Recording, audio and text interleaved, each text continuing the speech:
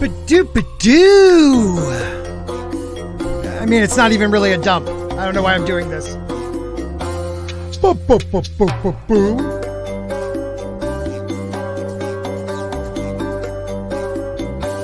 There's no me here. Hey, Tevin Daniels says hello.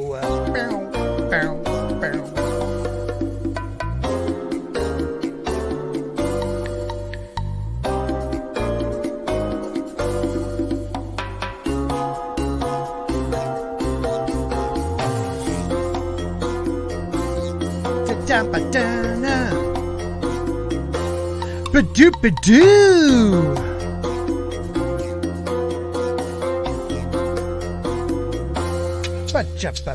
Wow! Thank you, sir. Thank you. Cody, what's up, man? Enjoy the silence.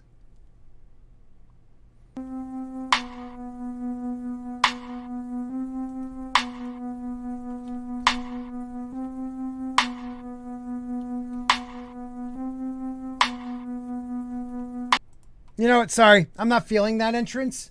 That start. I want you guys, if you haven't been here for a Monday night Aluminum Spork, I want you to see the intro to that because we're done with Aluminum Spork, our, conspiracy, aliens, ancient history ones for a while, because next Monday starts House of the Dragon. But I just want you to see the intro if you're into that.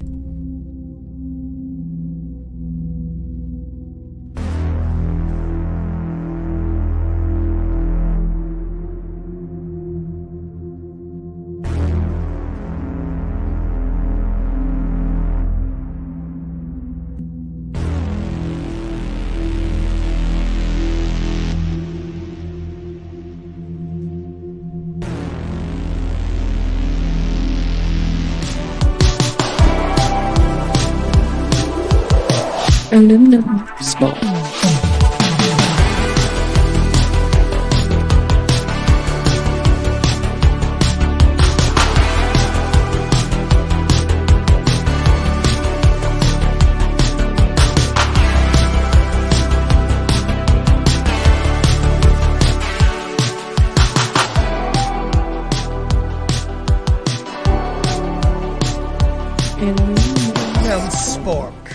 Dude, how badass is that one? I'm sorry. That's way better than the dump. We might have to change the dump to the Aluminum Spork. Hey, everybody. Welcome to... It's a different type of member stream. I know people like Gary from Nerdrotic and other big channels are streaming right now. But I am going to put the link to the panel for members in the community tab here at the main page, Sporky News Podcast on YouTube. So members, hot pie level and up, can join. All I ask is people share the time, try not to talk over each other, and at least be interesting. Or just sit there and look pretty. That's what I say. But let me bring on my usual co-host for my solo shows. Go figure. Mr. Grant Gregory, how are you, sir? G'day. How's everyone doing? So let me say something. How old are you, Medi? Because I'm guessing you are not 10 years older than me.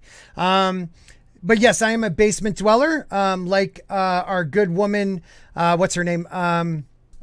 Miss Marvel, or not Miss Marvel, I'm sorry, Captain Marvel, Brie Larson. Marvel. I'm a 46-year-old, living in a basement, but I own the basement, so screw her. Yeah, she's a renter. Yeah. Okay, you got me. 9 years, okay. Gary is done. Good. He should be coming over here then. Gary should show his love for the Spork channel. I do have some news. We got a big guest for Saturday's dump. I'm not going to say it now, but we do have a big guest for the dump. Look who's back. Riff! Is that the Riff? Because I see Riff Mage, but is that Riff Mangoes? Riff? Is that you? But thank you for being a member at the Hot Pie level. I am sending out the... They can jump on now. Yeah, I'm sending out to all channel members. So check the main Sporky News podcast page on YouTube. You'll see the post under the community tab. And that's the link for the membership page. Yeah. Right there on screen now. So. Yeah. So how have you been feeling, buddy? Yeah, getting over unknown virus from unknown origin, and yeah, it's left my body little worse for wear with certain things, but no point in bitching about it. Right. Just get on with life. I mean, you could bitch, you know, you could bitch. Yeah, I could. I'm not good at it because I just come off like as a little bitch instead of just bitching. So Right. I'd rather not. Yeah. Like me, dude, I am that type of, I call it, I'm a Mitch, a male bitch. So when I get Mitchy, I like, you know, I start like, I lose my shit a little bit. And then when I come back down to reality, I'm like, I am such an idiot. Do you know, like do at you work. throw things? Oh, dude, I'm that dude because it's a lot of guys. I work with a lot of other guys. And, you know, the joke is I always try to be the alpha. And if someone like tests me, dude, I'm like that fucking silverback gorilla. Like I'm going to come at you. And I mean, if we got into a hand-to-hand, we'd both get fired. So it's dumb. But Yeah, that's I'll why be you- like, that's you want why to you step headbutt. outside the gate? You know, one of those stupid things. And then they step outside the gate and you're locked. You're like, ha, you're not working now. Yeah, I'll be like, he threatened me, and I run back to HR. Help! He said he guessed my pronouns, dick. Although he'll definitely get fired then. Yeah. So I love it because I wish I can find it. Do you think if I could show like a little bit of like Steven Crowder live stream? It's not really to show him, but what he show. Okay, I'll just tell it. Maybe. I'll just Yeah. tell it. I mean, you know, I'd have streamed with Quarter Black, but I guess he's not on their show anymore, so whatever. So he showed a clip today of a teacher at a university really upset with the university for misgendering him. It's a him. You wouldn't just by looking, but it is a him. And I respect that. Whatever you want me to call you, I'll try to remember. But the whole time him is talking about that, she keeps saying, you know, the lady kept calling me she. And I was like, you're now, you know, guessing somebody's gender. Like it's almost like these people don't even hear themselves. They just want you to hear them, you know? Well, Great I mean, story. This is the thing that like these are supposed to be adults teaching adults. This isn't like a primary school. This is like a college teacher, Right. and This isn't kids. Like they're complaining over that. Like I mean, I don't know. Like it's so weird because I've never had to deal with adults being children more so now. Than children. Yeah. Yeah, like it's a weird thing when you get 14 and 15-year-olds that are Yeah. as based as hell, and Right. and can take it. And then you've got 20 plus and 30-year-olds, people who are from either my generation or the generation underneath, Right. and all of a sudden they're like they have a mental breakdown over not someone calling them something, but because they didn't get the right words, the right sound out of your mouth. Right. And it's like they were, you know what? That's a generation of mom and dad not punishing or being strict or just want to be their friends. Like I am 46, but I have young kids and I remind them all the time. I'll be your friend when you're 30. Right now I'm your dad. And even then, I might never be your friend. But hey, Mr. Grant Gregory, thank you for the $2. Australian, which is more in America now. Yay, member stream. Yay. Remember, members, if you are a member, like Riff just became, in the community tab, I'll even share it so you can see what I'm talking about. Okay? In the community tab on the YouTube channel, feel free to go in there, and that's the StreamYard link. And I think we just got some. No way, Ruben. Hold on. Ruben! First time, man. What is going on, brother? Yes, I'm not dead. Yeah, thank God. I haven't seen you in a while. I was worried. Well, it's been a very hard month. Okay. Yeah, basically, what do you do when it comes to your health or living where you live? And Right. I basically choose my health. Well, And that's a winner right there, man. so now I'm doing that. Okay. I went to Ohio briefly. Yeah. Now I'm in Illinois. Had to go and look at my things that I have here, and now I'm gearing up one more week only away, heading back to Florida.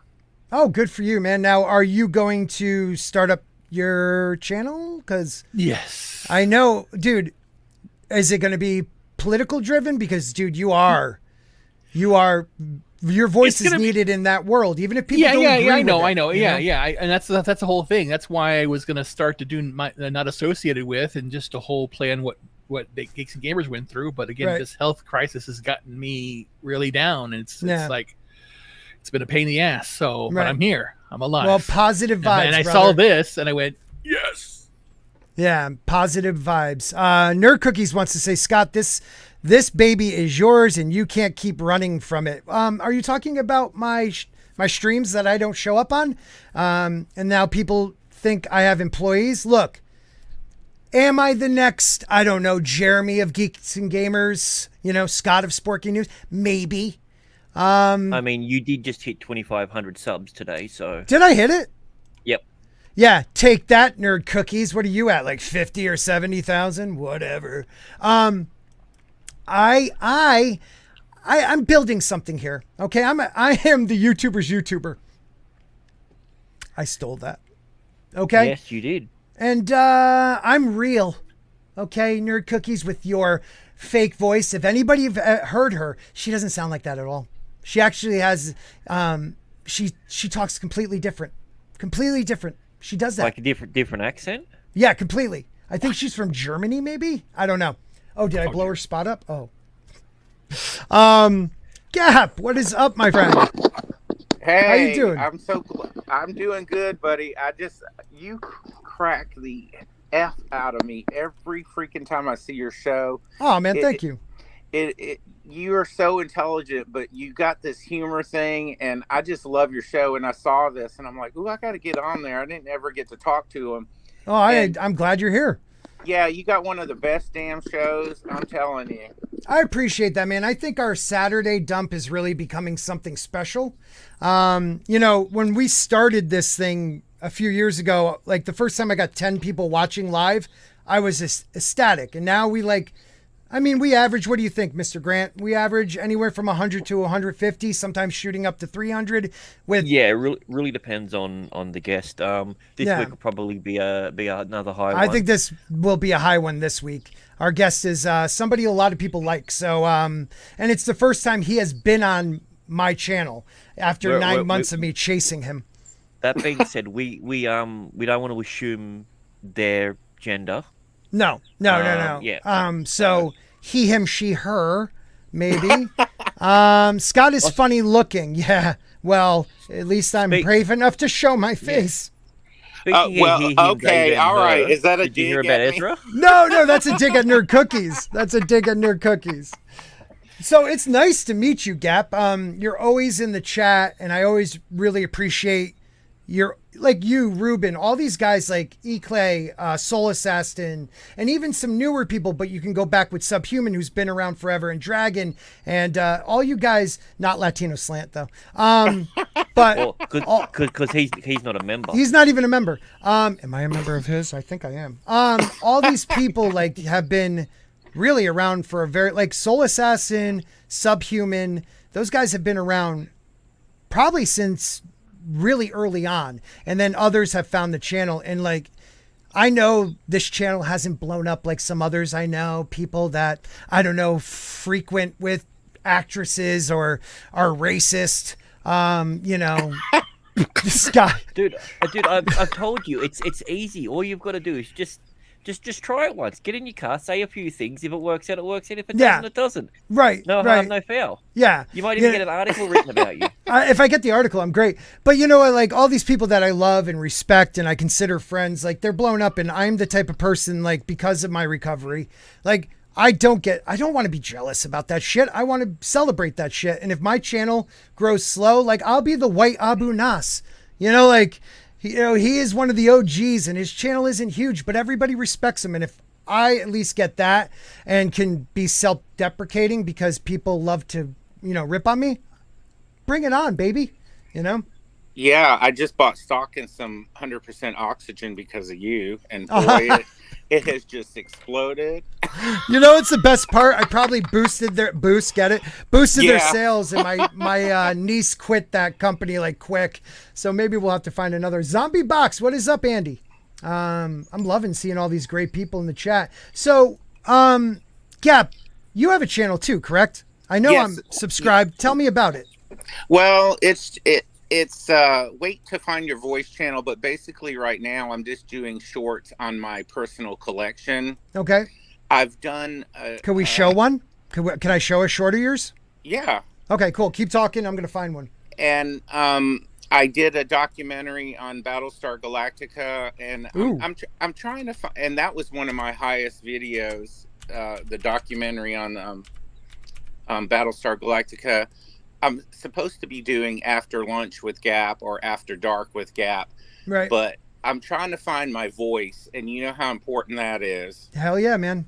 You know what? The best thing to do is, you got to be honest with who you are. You know what I mean? You got to be honest with what. I've seen too many people, like, not that they're faking it, but they play a role, and some people that does work for, I guess. But like for me, I have to just, like, I was told when I first started, don't even touch politics, just stay with that's not me. I dive into everything. I am I consider my channel like the ADD of channels. Like, I can't just focus on one thing. So, like, I don't know. That's like just me. Like your Edco thing, I think you should do more. And Mr. Grant Gregory said, you should interview celebrities. You should get in your car and get an Ezra Miller wig and do Edco and you in the car. Oh, we're gonna have I to, mean, you could literally do one as you're breaking into someone's house to steal wine. right. Yeah. We're gonna talk about that in a minute, but let's see one of your shorts.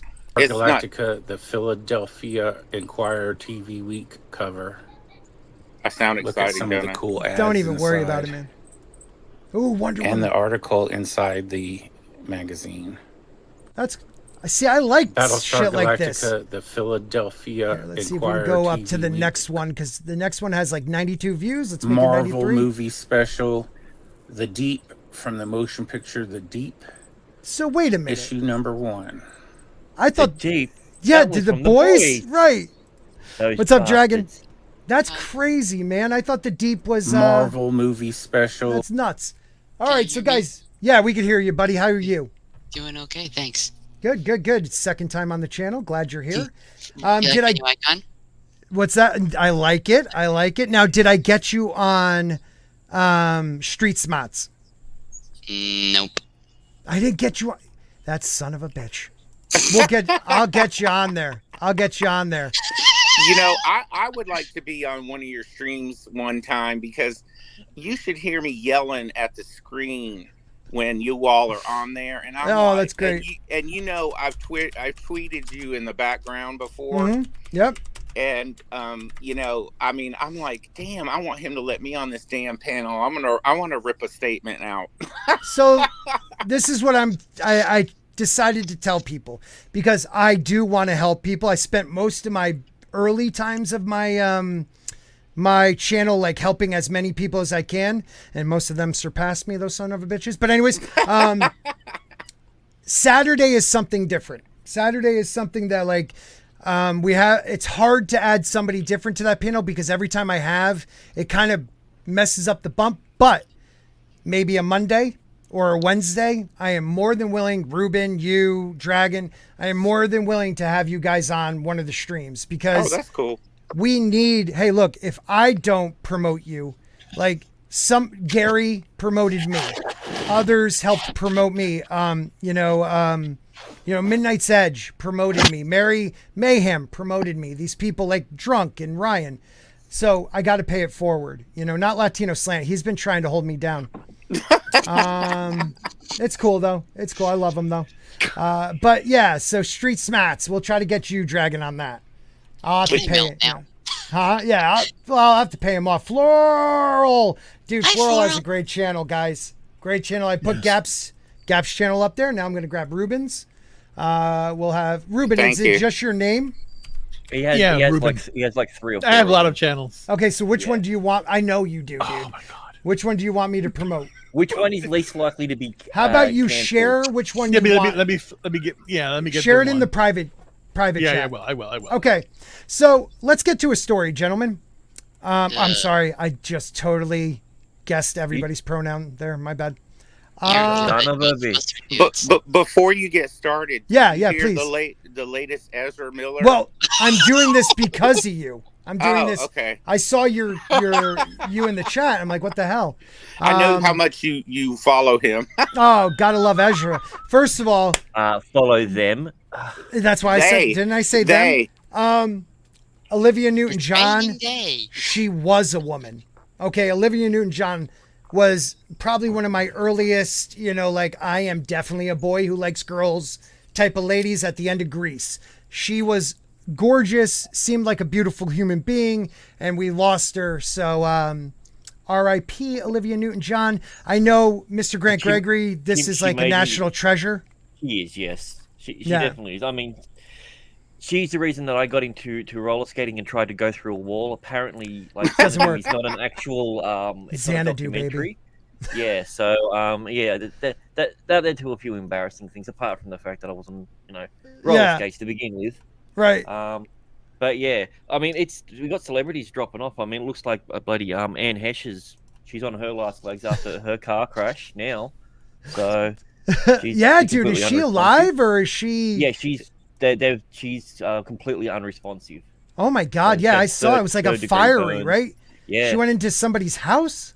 Yes, she drove. First, she hit another building, and I guess they let her go. And there's this photograph of a bottle of vodka they released, and then she sped off like a nut, and then went completely through the house all the way to the other side, where the person that owns the house, she was in the house in the back bedroom, and they pulled out that damn car, and then the stretcher came out.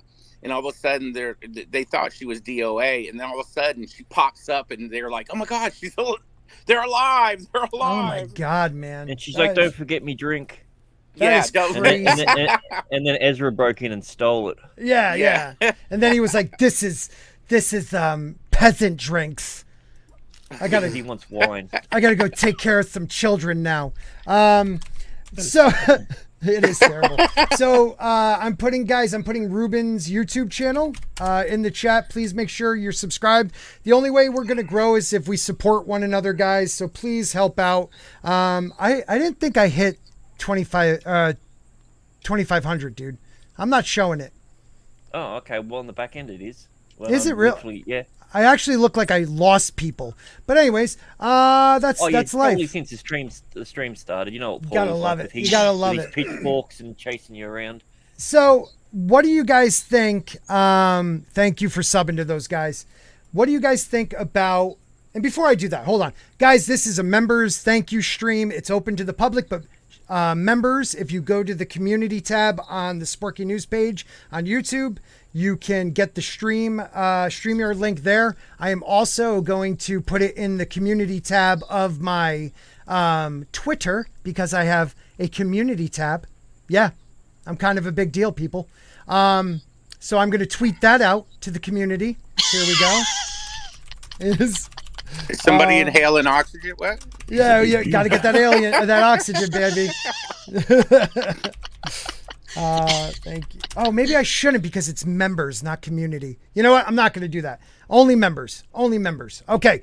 So guys, what do we know about Ezra Miller? Ruben. Shit crazy. Thank you. Dragon Master, what do you think? Yay. Yeah. Yay. Batshit crazy. Okay. Gap, what do we know so far? That they are effing stupid and effed up. I mean, oh my God, he's going to get away with it. You watch. No, and that's what makes me sick. Lola, I haven't seen you in forever. Thank you for being here. Lola has a great channel. Check out Lola. Does a lot of like late night live streams in my area. Culture's in the chat. He said I hit 2,500. So yay, me. Yay. And man. Ezra avoided the police because, he's good at drag, and I heard that if he goes in jail, he requested his own bar of soap and his own lipstick so he can write a note. What? Huh? What? Wait a minute. What the fuck are you talking about? Okay. So Nazis in jail. let's read a little bit of this and see what happened to our boy, who is now like the linchpin of of the DCEU. Like, when you know it's bad if you have to shelve a movie that has Michael Keaton coming back as Batman, has an iconic character like Batwoman or Batgirl, whichever one you want to say, and yeah, and Ezra Miller and everybody else has been either arrested, shitting on beds, like, or they don't want to hire anymore, yeah, like Superman. But you're putting your linchpin, tent pole, whatever the frig you want to call it, riding on Ezra Miller with the DCEU. Yeah, it makes sense. Yeah, what do you guys think? Yeah, I like burning money too. I want to know how he became an actor casting couch. Yeah, maybe. See, He was a good actor, though. You joke about Maybe that, not. but there's probably some seriousness to that. I mean, This is your like personal thoughts, not the thoughts of the channel. Yeah, this is my opinion in Minecraft opinion. He probably got passed around like a freaking, Well, look, Corey Feldman, even though he really didn't call anybody out. Yeah, go ahead, Not George. changed for 20 years. He was saying the same thing. Yes. He went in 2004. He went on national TV and said the biggest problem in Hollywood is pedophilia, and they kicked him off the show. And they were like, his career went downhill.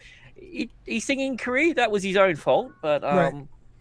Well, the worst part is like Corey Feldman talked about Corey Haim, how his mom kind of just, and I don't know if this is true, but he implied she like pretty much was like, I'm going to pimp him out. Like parents that just want their kids to be famous so they can live their dream.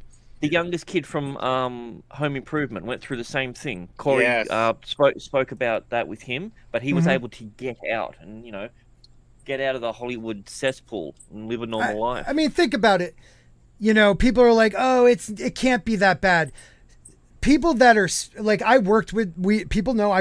used to work with sex offenders as a case manager for about 3.5 years. I wanted to die almost every day. But these guys like literally go into the field where they're going to meet children, and usually children that have maybe not a parent at home, maybe some issues, and they become a part of their life to the point where the parents like feel safe with them around. It's called grooming. All right. And we need to talk about that because these people are the ones that want to add their letter to the LGBTQ plus all that, they want to add their letter, and that's where society has to stand up and say, oh, F no. Yes. Ruben? And sorry. Go. No, I'd just like to hear Ruben, and then we'll go to you, Gep. This is just, this just shows you, or you have to realize how messed up Hollywood is. Man over here. It's crazy. No, it's insane because again, it's just from history, from back to Shirley Temple, back to when the actors are spit up and chewed out all the time. Yes. The Disney Club. Look at the shit show that had happened with there. Justin Timberlake came out unscathed, pretty much so.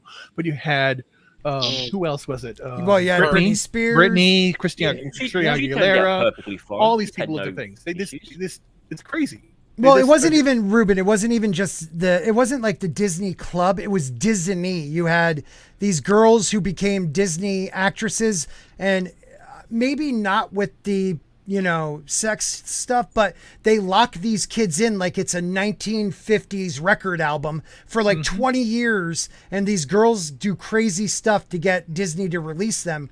Well, I don't know if they could be that crazy anymore because Disney is that crazy, Right. Yeah. But again, the fact that Ezra is just it being like I said, he's just someone who's been abused, and now he's abusing and doing things. It's a terrible thing. It's got to stop this. Well, madness. It's one of the weirdest things, and I'm not a psychiatrist or psychologist, but I've always found it very strange that people that are abused then abuse a lot. Not every, but it does. Like they're more likely to. And to me, I am a survivor of being mistreated as a young kid, we'll just say, and I could never imagine doing that. I'm the opposite. I will go El Loco on somebody if I even believe they're doing that. So I never understood that. But let's get into Ezra. Gap, did you have anything to add to that before we move on? Oh, Yeah, poor choice of words there. yeah. Well, I think society should do more, and they should go in there and cut off all their penises and shove them down their freaking throat. But I think that the LGBTQ ABCFGHIJKL, they need to stand up and quit letting people hijack their stuff. Amen. I know a lot of gay and lesbian people, and they're like, we don't believe in half of this stuff. And I was like, well, then stand the freaking up and start saying, well, we'll get canceled. I was like, somebody has to stand up and stop this crap. Yeah. If y'all got what you want, everything was fine. And then all of a sudden, the hustlers came in and they ruined, racist people and Yahtzee crap. And they want to add the rumors onto their letters. I mean, stand up for yourself, and you older gay and lesbian people, stop this crap. Don't let people change your stuff and hijack your stuff. Yes. I have family members that are lesbians, and they are like, I'm telling you right now, they could have been happy stopping after LGB, like they were fine with just that. But again, they are worried they'll be excommunicated if they speak out, even though like the older, I'm talking 40s, 50s, 60-year-olds that fought for their piece of the American pie. These are the people, that gay and lesbians today and trans, all of them should be bowing down to because they fought for their rights. And they are canceled if they speak out. Look at Martina Navratilova, got canceled pretty much because she felt biological men should not, play against biological women. To me, that's, you're stealing girls. Look, high school girls that have to play against high school girls, trans girls, it's not fair. It is. And girls in Connecticut tried to fight it and they won, but now I believe the case is up and maybe they might have lost at a higher level. I don't know, but we can't be scared to at least say, look, I am not, dude, live your life, live who you are, but do not force your ideals and ideology down our throats. Like, I will respect you, but God damn it, respect me. Amen. And just like y'all talk about Hollywood and politics and everything else, it's if people don't stand up and not be afraid of being canceled, things will start moving. Right. Just stand up for yourself, because you know what? Nobody else is going to. And yes, one voice can change. You can get one voice together and have one mission. I mean, all this stuff in Hollywood's disgusting. If I could go wipe it off all out and then find the older gay and lesbians and slap them around and say, you know what? Rip that damn plus and just shit, crap stop using labels and just flag. be who the hell you are, like, amen. Right. Respect is not claimed, it's given when you earn it. Amen, brother. Let's read a little bit about Ezra and see what the hell is going on. For the hashtag, you'll get all the information you need. That's my motto. Look for the I like that. More tabloid mishaps for the Flash star Ezra Miller, as the Vermont State Police have charged the actor with a burglary related to an incident in May. On 5/1/22 at approximately 17:55 hours, the Vermont State Police was notified of a burglary complaint at a residence on whatever, blah, blah, blah. The initial findings indicated that several bottles of alcohol were taken from within the residence while the homeowners were not present. As a result of the investigation that included surveillance video and a statement, probable cause was found to charge Ezra Miller with the offense of felony burglary into an unoccupied dwelling. Now, this is what blows my mind. You have enough money, Ezra, to go have somebody deliver you alcohol. This is because you think you're untouchable. Mm-hmm. You are literally going into somebody else's home, like their safe haven, and you are taking stuff from there and letting them know when they get home that they are no longer safe. Like, that makes me really, really upset. What do you guys think? How about Dragon? What do you think? I love putting you on the spot. Yeah. I'm the young kid. The people in Razor Fist Discord server call me the server fetus. Well, do you think Ezra Miller breaks in and hits women and does all this stuff because he feels like no one will stop him? Or is he begging for help? I don't know what he's doing, but he seems almost untouchable up until now. I just think he needs help. Go! Love you, buddy. Hey, look at me. Look at me, Dragon. Look me in the eyes. Look at me. Look at me. Right here. You're beautiful, it's true. And I saw your face on a panel by Grace. And I gotta tell you, don't look down ever again. Sparking fact. That's the truth. That's wrong. I love you guys. Look, I love you people. This is a beautiful world we live in. All right, what do you mean, you people? Yeah, oh, I said you people. My bad. You people. Gap, do you agree, though, he's untouchable? Or at least up until now has been untouchable? I think up until now, I mean, I think he's got some mental issues, and I think he thinks he's the Flash. But you know what? The Flash is going to run into the wall in jail, and Bubba's going to say, "Hey, sweetie." Yeah. You know, that's what I'm waiting for. You know, I mean, but unfortunately, I have no hope that they let him. You watch, he'll get out of this. You watch. You watch. And then Warner Brothers. Hello, Warner Brothers. Get off your ducket and make a decision on what the hell you going to do. And because you're about to explode the linchpin on this phase if you don't get your shit shot together. Shit. If you don't get your shot together, you're gonna blow this whole thing up in the world, and he's not worth it. He is just not worth it. He's got mental issues, and you know, maybe somebody did stuff to him, but at some point, does it make it right that he does it to someone else? And I think he is just, you know, he's a psychopath.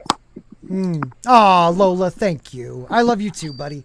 We'll have to do something at some point, a live stream or something. If I could stay up as late as you and your crew, because god dang, you guys are usually still going when I get up for work in the morning. Zombie Box Review for £10 sterling. Andy sent a super sticker that is a #1 fan. Aw, Andy, you rock, dude. Andy's Zombie Box Reviews, guys. Check out Andy. He has been supporting. Andy found me through. Oh crap! Who did he find me through? It was. Yeah, no, that's everybody else. No, through WikiFeet, I think it was. No, it was not World Class Bullshitters, but in that realm. Dude, I am blanking on who he heard of him. Yeah, you ever heard of him? I kind of have. Whatever, no big whoop. But yeah. Can I read? Yeah, please. Oh, god damn it. Yes, please. Can you see it? If you can enlarge it a little bit more. Take this down. Hold on. Yeah, there we go. Okay, go for it, my friend. Okay, the heck. We're right there. Thanks. Cops located the Fantastic Beast star on August 17th at 11:23 p.m. and issued a citation to appear in Vermont Superior Court Bennington Criminal Division on September 26, 2022 at 8:15 a.m. for typo. Arraignment. That's supposed to be arrangement, right? Not arraignment. Well, is that how you spell arraignment? No, it's supposed to be arrangement, not arraignment. No, it's for arraignment. It is arraignment. That's a legal proceeding. Okay, whenever I see letters. Yeah, don't worry, youngin. We'll bring you through. Okay, all right. I like to play Grammar Police. Found the Wikipedia. Oh, god damn it. You need practice. Come with me, though. On the burglary charge, the Vermont State... I love you, Dragon. The Vermont State Police worked with the Bennington County State's Attorney Office on the investigation. Dragon, I'm going to get you with Culture one of these days so he could teach you the Culture way of reading an article, or the Mead will get you with maybe Tom from Midnight's Edge, because we're gonna get that voice down, because you do have a good voice for making other voices.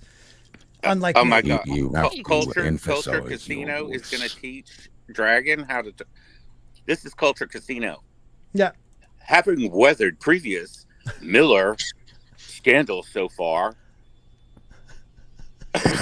He'll go the David Zaslav run. Yeah, that's Warner fantastic. Brothers Discovery. Small Time. Guys, welcome Small Time. I'm sorry, Gap, but Small Time is here. Hey, Small Time. One of my longest supporters. Good to see you, buddy. Matt, love having you around. I was just telling these other guys, we got to hook up for a Monday or like a Wednesday live stream, okay? Because I want people subscribing to all of you. But Matt, dude, you've been around now for a while, and you are getting polished, and I want people to subscribe to you, all of you. I appreciate that. By the way, I found you through the greatest YouTuber out there, Culture Casino. Oh God, I hate you already. No, Culture Casino has done a lot for my channel. I consider Culture a really good friend, and I'm saying all this because I'm hoping he's going to let me crash on his floor in Orlando, because I'm getting the airline ticket soon, and hopefully don't have to get a hotel room for all the nights. Maybe like one night he'll let me crash. But anyways, yeah, anybody going to Orlando, let me know in the chat, because this is going to be the first big con and meetup I'm going to. Ruben, you're going to be there, of course. Ruben. I will be there. Dude, we're going to have to get like coffee or lunch or something, all right? Yep, yeah. I'll be there. Will you? Small Time. Yep. It's only about maybe 7-hour drive from where I am, so. All right, I'll start like a little DM chat so we can all, we'll do a sporking meetup. Let me say that one more time. A sporking meetup in Orlando. Nice. Okay? Because many people say I am the older, chubbier Jeremy of Geeks and Gamers. I was thinking about getting a content house in Orlando we call Rent. Hey, we'll figure it out, dude. That's awesome. And invite Chrissy Mayer and all the porn stars over.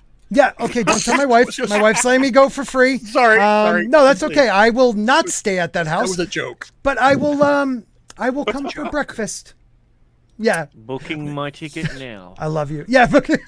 And all of a sudden, he has an airline pass. All right, so...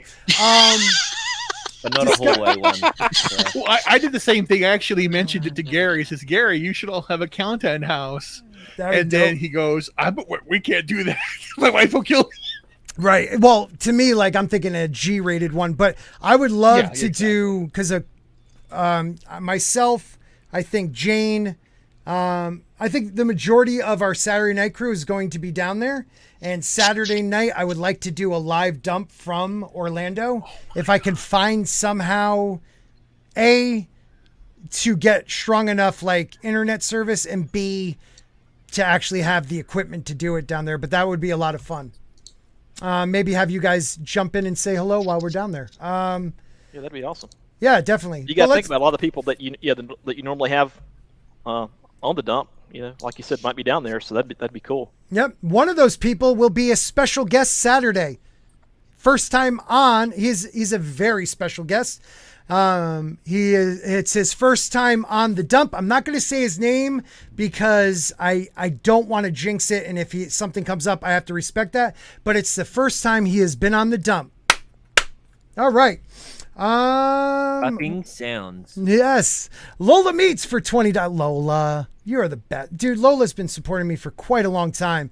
Wanted to show support and love for her Sporkings crew. Thank you so much, bro. Nice. I said bro. You are not a bro. That, far from it. I kind of like that icon that she's and well. Lola, feel free. The link, like I said, members, the link is in our community tab of the Sporking news channel, YouTube, whatever. It's on the YouTube page. Go to the community tab. You could jump in. Join us now. Yeah, join us now. Just going to put this out there now. Lola please do. It's the cause I can get behind. She's good people, man. She supports everyone. Oh. Hi, Jay. There you go. But my phone's like 1920s drunk. Jay's here. The great. Hi, Jay. Yeah, I would invite him on, but he's not a member. So thanks, drunk. Just DM it. But I am hoping Drunk and I can maybe at least get. I know he's a busy dude, but when I'm in Orlando, get dinner or coffee or something, because Drunk has been. I'm not gonna lie, Drunk. was the reason why I finally said, screw it, I'm making a channel, him and Gary. Gary like motivated me, but Drunk had I think it was his 1,000 sub live stream where he could use his phone for the first time, and he was standing in front of a car just telling you to do it. Like, and he was right. Just do it. I had a Chromebook with no camera, using that camera, and no microphone, and that's how I started my channel. And, you know, it went from there. But you and had more hair. Yeah, I did. And, you know, I am still a small, shitty little channel, but hey, I got a devoted following. Oh, thanks, E. Clay. So is Edwin. The next thing about Jay is that all the girls follow him. They do. He is, even though I will not commit to him being the best looking YouTuber like a lot of people will, because I say that's Latino slant. But Ruben. Yeah. Ruben. It's me. Yeah. No, Ruben, I am the biggest member of the fellowship.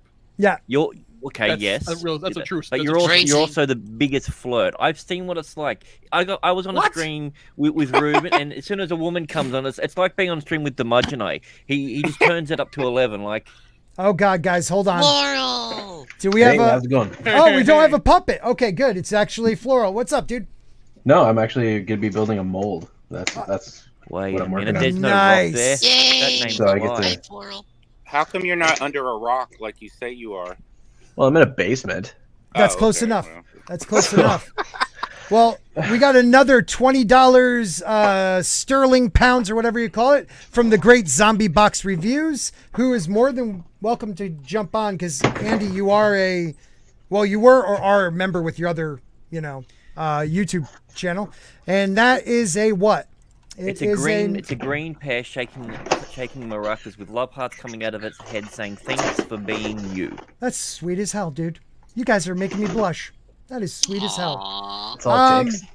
So, Floral, how do you feel? Oh, no. What were you, Ruben? Somebody was going to say something? Okay, great stuff. Floral, my pronouns are so thank you. Yep, that is my intern. That is Edwin, even though Edwin would tell you they, them, shusha is my CFO, but not actually. So was Edwin the inspiration for Jesse's Ezra Miller to have different pronouns? No, Edwin is old school. Like Edwin, that's why Edwin's pronouns are sh or whatever they are, because Edwin don't need no pronouns. Edwin is just Edwin, spelled EDCO. And if you don't know, you don't know. That's how you spell Edwin. Everyone knows right. that. I'm going to get Andy Masterson to make an Edco doll. Ooh. Yes, no, it is not Edwina. It is Edwin. Right here, I'll spell it for you guys. Edwin. I mean, come on. That says Edwin, right? Okay, back to The Flash. Let's just see what happened. All right, so they're still releasing the movie as of today on the 23rd of next year. Ew. So, yeah, pretty crazy. The latest Miller incident follows a temporary harassment prevention order they received over the summer from a 12-year-old and a mother in Greenfield, Mass. for allegedly menacing them. Also, the parents of an 18-year-old, Tokata Iron Eyes, filed a protection order against Miller, accusing them of grooming and brainwashing their child. Miller also had 2 arrests in Hawaii, one involving a dust-up at a karaoke bar. Don't forget, he also punched a woman in some foreign country. We have that footage. Well, as he said, he had to strangle a bitch. Yes, which was his words. So, and he also threatened. I mean, granted, okay, but he threatened the KKK with murder, which is. I thought he threatened KKs and Kathleen Kennedy. No. But if you threaten someone bad with murder, then is it really? He was, yeah, true. He was pissed that he was not the new Namor, Matt. So, yeah. Sorry, Ezra, you're not Aztec enough. Yeah, Right. Yeah. So this stumble by Miller and the choices it could force WB to make follows a rocky week for Zaslav's Warner Bros. Discovery. On August 2nd, the studio pulled the plug on the Latina-led, make sure you throw that out there, Latina-led Batgirl, which was in post-production, and Scoob Holiday Haunt, which had been in production for 4 years. On the heels of that, a weak quarterly report and harsh stock drops put the companies further on the back foot, with plans to turn the unsteady DC universe into a Marvel behemoth. Warner Brothers may find the fastest man alive, taking them off track. Wow. Can we go back to on the heels of? Because literally only Ezra's on the heel. Right. Not Warner Brothers. Well, I thought he was on the lamb. He's definitely still, I believe he's still on the lamb. What blows my mind is just the people letting this young man get to here. And I'm not saying he definitely is completely at fault. But when you are surrounded by yes people, persons, thems, yes men, okay. Yeah, well, you truly become oblivious to what the world is. And he became an actor at a young age. I mean, he was in a movie, something Wallflowers, which wasn't a bad flick. But he seemed to be this way since then, and we're going back now 6-7 years. Like, when was somebody willing to say, "Hey, Ezra, you're going to ruin your career, bro"? You know, No, they rather suck off the teat. Yeah, Do they really care, though? He surrounded himself with yes them, yes Right. them, I guess you call it. And he's just like, well, why wouldn't I want to hear everything that I've ever heard? I'm not wrong. They're wrong. Right. That guy shouldn't have gotten away when I threw a dart at the dartboard at the other side of the room where there's no dartboard. That's his fault. Right. Right. I mean, and he aggressively passed the woman a chair. Yes, aggressively passed the woman a chair. Yes. Aggressively push, hit a woman so she can get into the snow, because he helped a pregnant woman to the ground. Yes, helped her to the ground. Better way of saying it. Thank you. Mr. Grant Gregory, by the way, helped. Definitely helped. For 2 Australian, Edwin, by the way. Why does your name say nudes? You son of a bitch. Sporking nudes. Yep. Okay. I did not see you do that. Nothing wrong with that. There's something definitely wrong with that if you wanted to see sporking nudes. No. I tell you what, I like you, Scott, but I don't want to see you nude. I don't want to see myself nude. How do you think I love my wife so much? No mirrors in the house? It's like a shriveled baby's arm holding an apple. At least you make her laugh every night. Yes. Well, damn it, you just pointed that out, didn't you? You had to look down for confirmation. Yeah, I looked down. I did the same thing. I did the same thing at work one time. Well, somebody basically told me, he says, "Hey, your wife must laugh all the time." I said, "Yes, especially when I'm naked." Yeah. So this was years ago. So I have a killer naked dance. So whatever. Like and share. Yes, please do, guys. Do you do the helicopter? The helicopter. No. I have, but I do the I call it the flip flop. Yeah, you do the men do the flip flop. Men do the flip flop when they don't have much. Definitely, dude. I was told if it's long enough, you can do the wristwatch. Yeah, and 4 inches is huge. Perception is more important than reality. Right. If I stand far away but thrust out my hips, it looks bigger. Maybe use a funhouse mirror. Shave down, shave close to around. Anyways, well, as I say, you mow your yard, the lawn looks bigger. So yes, sporking is only sporks. Yes. Let's move on, fellas. 4-prong membership. Well, you know what, Dragon, it's a member we're all stream, about it. So. Yes, it's a member stream, and it is a member, and we're all about feeling uncomfortable here because it makes us stronger. Does that make sense? Nope. Okay, good stuff. Good stuff. It does. What doesn't kill you makes you stronger all the time.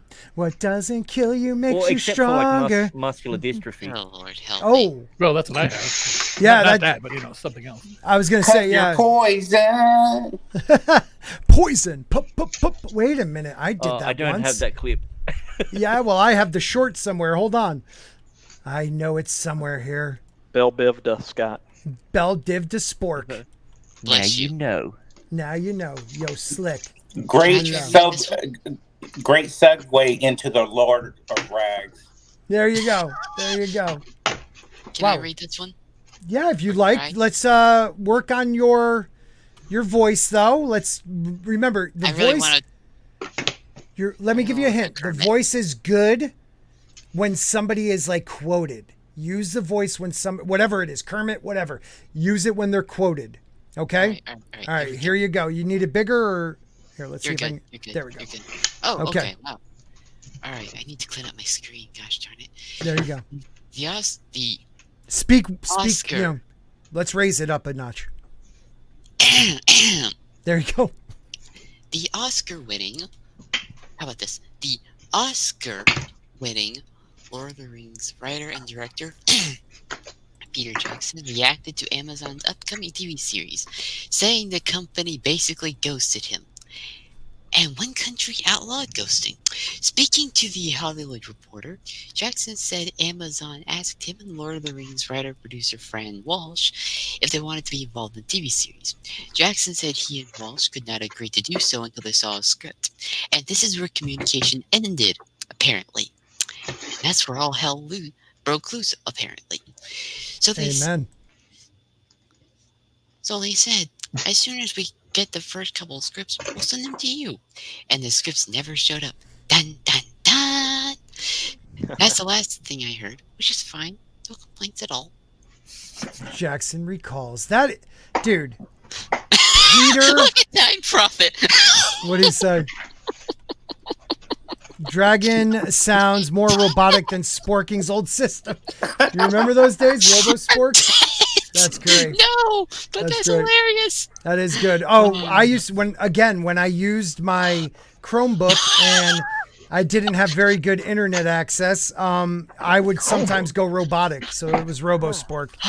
That is funny because you had the plain like blue wall behind you. So when you roboted, half your face would just disappear into the wall. That is true. Oh my God, that's old school, man. That is old school. I thought you said blue balls behind them. I didn't mean blue wall. Yeah, no. Well, I'm no. Sorry. Those were snipped. I don't like talking about it. All three of them. What were you saying, Dragon? Can I continue? Yes, please. Guys, shut up. Okay. They're good. They're just a bunch of dudes. Yep. Jackson said in an upcoming episode of the Business Podcast that Amazon first approached him about 4 or 5 years ago to see if he... Typo. It's supposed to said someone mistyped and pressed the T. Might be interested in collaborating on the series. You're actually absolutely right. That is a typo. Good call. Again, I like playing Grammar Police. So I said, have you got the scripts yet? Because I know how hard the scripts were to write for the films, and I didn't know the people writing your script. They said, oh no, we haven't got the scripts yet, but as soon as we do, we'll send you the scripts. So I was waiting for the scripts to arrive, and they never did. Yeah, man. Said, oh, man. What is it? It just blows, not you, it blows my mind. Why would you even reach out to Peter Jackson if you were going to ghost him? Why? Like, it makes no sense. Matt, what do you think? I think it's hubris. I think it's that Amazon, they're such a behemoth that I think they can feel like they can just do whatever they want to without necessarily following up with the original creators of, well, I guess he's not original, the most famous adaptation of Tolkien's work. And, I just feel like it's that they ignore him because they can. If they weren't working for the largest company, well, I guess it's either them or Alphabet, the largest company in the world, they would probably feel like they had to give him more attention and had to get his advice more. And but yeah, for them to ghost him, it's just ridiculous. At most, it's or at best, it's incompetence. But yeah, I just gotta say this to him because I don't know if he's looking. Floral, just do me a favor, keep muted unless you're gonna talk to us, okay? Because it's a lot of snapping, and I love you, buddy. Thank you. Yeah, Matt. Can I continue? Well, no, I want to ask. Sorry. Gap. No, don't worry. Gap. What do you think? I'm sorry, I was eating chips. What do I think about what? That's a beautiful thing. What do you think about why would, and Matt said hubris. Why do you think Amazon reached out to Jackson, about the project, saying they're going to send him scripts and keep him involved, and then never did? An air of legitimacy probably behind the scenes at first. and you know, and then smack them down now like this. I mean, they probably needed some legitimacy. Mm-hmm. But I think some woke buster in there decided, you know, we don't need him. I've got my teenagers. They can do fan fiction, so let's do the show. We don't need him. Right. Dude, Right. no offense, but I've read some fan fiction. Now, some of it is smut. I'm not even gonna lie. Mm-hmm. However, there is actually some good stuff. So the fact that you call it fan fiction is kind of an insult to fanfic writers. You know, I'm at just least saying. no, you got a valid point because fans that like the word fan is in fan fiction. So even if they suck, they did it from a place of love. These people, this is not love a Tolkien. This is we are better than Tolkien and we are going to change his world because Tolkien wasn't right and we're morally superior. What do you think, Ruben? Oh, this is just insane. The fact that Peter Jackson had the most successful and most, to my opinion, the best trilogy of all time. And of course, they reach out to him as a goodwill effort. This all happened. You had the OneRing.net. You had you had all these different Thomas Shippey all involved initially, and this is all from the initial outlier where they're trying to do this. But as soon as the head honchos or whoever's in charge said no, let's cut this out. We can't have these do these things. They're gonna murder us. We have to just not send this because again, this is not what we want. Mm-hmm. So they made the offer. They rescinded it. Or not even rescinded it, just ghosted them because it's not going to be what we think. And again, it's to be a shit show, and it's going to be glorious for everyone's going to want to make fun of this thing because everyone is. You're absolutely right. Absolutely right. All right, Dragon, read on, my friend. One sec. Yeah. Take a sip. Do what you got to do. I had to swallow. There we go. Please don't take that the wrong way. Let's see. All right, here we go. Get that out of your head. Despite being left out of the loop, Jackson said he wishes Amazon all the best. Filmmaking is hard enough. If someone makes a good film or TV show, it's something to celebrate, he said, adding that he's looking forward to watching The Rings of Power as a perfectly neutral viewer. And we put the quote mark counter at 1. A spokesperson...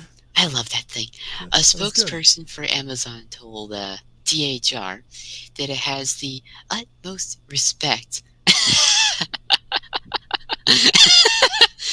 Utmost respect for. Oh wait, I gotta say that better. There you go. Utmost respect. There you for go. Jackson and the Lord of the Rings films. However, the statement suggested that Amazon might have cut off discussions with Jackson. In pursuing the rights for our show, we were obligated to keep the series distinct and separate from the films, the statement said. THR sources told Amazon had legal concerns to consider regarding how the TV show must be separate from the films. Okay. Okay, let's just stop there. That is a bullshit, line right there. Like, there is no legal concerns if you are talking to a director that may have made a film, 20 years ago. I can't imagine his input would cause legal repercussions unless they touched on, things they weren't allowed to actually, go with, like, I don't know, the whole Lord of the Rings trilogy. Floral, do you have any thoughts on what's going on with this? Oh, I think that honestly, my mind just goes that it's going to be a gong show. Yep. My wife was trying to figure out why I follow any of this, though, and maybe this isn't the exact answer you're looking for. She's like, it clearly just irritates you. Why are you following this? Mm-hmm. And it's because obviously these are things that we all care about. It's something that I do care about, and it's just astonishing to me how these corporations, these businesses, just don't really want to make money. And that's the thing they need in order to thrive and push forward their messages. So you'd think they'd have more tact in the first place. Right. But when it comes to like cutting out Jackson and all of that, I mean, I think the points that have been put forward are probably accurate to some degree. But at the same time, I just think that, honestly, they probably just reached out to him and it wasn't even ghosted him. I bet you the incompetence level was just there. They just forgot. Yeah, I don't know about that too. I just think someone must have been like, I don't know, Grant, like felt like maybe they bumped into him and were like, yeah, we'll totally hook up on this. And it was like that ex-girlfriend. You just were like, oh my God, I shouldn't even have said that. I think another concern would be that maybe if they got too involved with him, that, you know, the people that are in charge, you know, the showrunners, that they would maybe feel a little bit intimidated if he started offering suggestions and they had to decide whether or not to accept them, considering, you know, his status. Or so maybe they felt a little bit threatened. Or they're worried that, like, because I hope they realize this is going to be garbage, but before that, maybe they were worried he would get the recognition if the show was a hit. That's so true. it could even be ego, but valid point, man. Very nice. I think he would nail on the head with that. Maybe he would find where all the money's actually going. Yeah. What were you saying, Grant? I think he nailed that on the head. It's pure hubris. Yeah. Plain and simple. They don't want any input, because that way he can say, well, I helped in that, or I did that, and then no matter if it was good or whatever it is, they can say, yeah, well, Peter Jackson did it. And they're so worried about that. It's the same reason why they got rid of Shippy and all that. The people who know the story know what's right. Get rid of those. You can do whatever you want. I love how drilling into a warrior princess. You know, make this 5'2" person be able to stack up a giant set of crowns. How the hell did she stack that? Yeah, that's a lot of work. I'm going to read this part, Dragon. This is what it blows my mind. This is how they're trying to twist it too. The site sources added that the Tolkien estate did not want Jackson to work on the Rings of Power. This is not a total surprise, as Christopher Tolkien previously spoke harshly about Jackson's film series. However, the estate did agree to work with Amazon on the Rings of Power for the reported fee of $250 million. Now, that is such a bullshit statement right there, because first of all, yes, Christopher Tolkien did talk harshly because he didn't want, he hated anyone working on his dad's stuff, but he still allowed that to happen. Rings of Power, Amazon bought that after Christopher Tolkien passed away. He was the last one protecting this IP. So to say the Tolkien estate didn't want Jackson and then throw Christopher Tolkien into that's bullshit. It's the new Tolkien heirs that didn't want him involved, if that. And they're the ones that sold off their souls for, you know, whatever they sold it for. To suckle at Bezos' teat. Yeah, pretty much. This is your grandfather's legacy. It's not just that. Its cultural impact is well, it's the most printed book in the world. Mm-hmm. And all they're looking at is like, yeah, but what can I get out of it? Right. Yeah. Right. Ruben? But that's a terrible. It's a state of our society when you have the grandchildren that don't appreciate what's going on, what was done, what this means, not just for English literature, for history. Mm-hmm. It's a history. It's a mythology, of course, but it's based on the legacy of the old style of writing. You go back to the original book, how they were written, the histories. They were just, it was just written that way for a certain reason, because you wanted to have that mythology. We do have it still.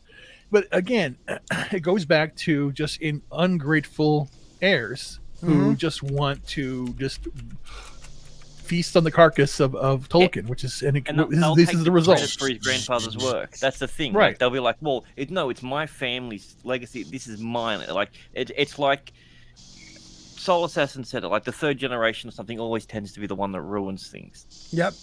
Especially when it comes to something that's that big. Like, I mean, and it happens with other businesses too.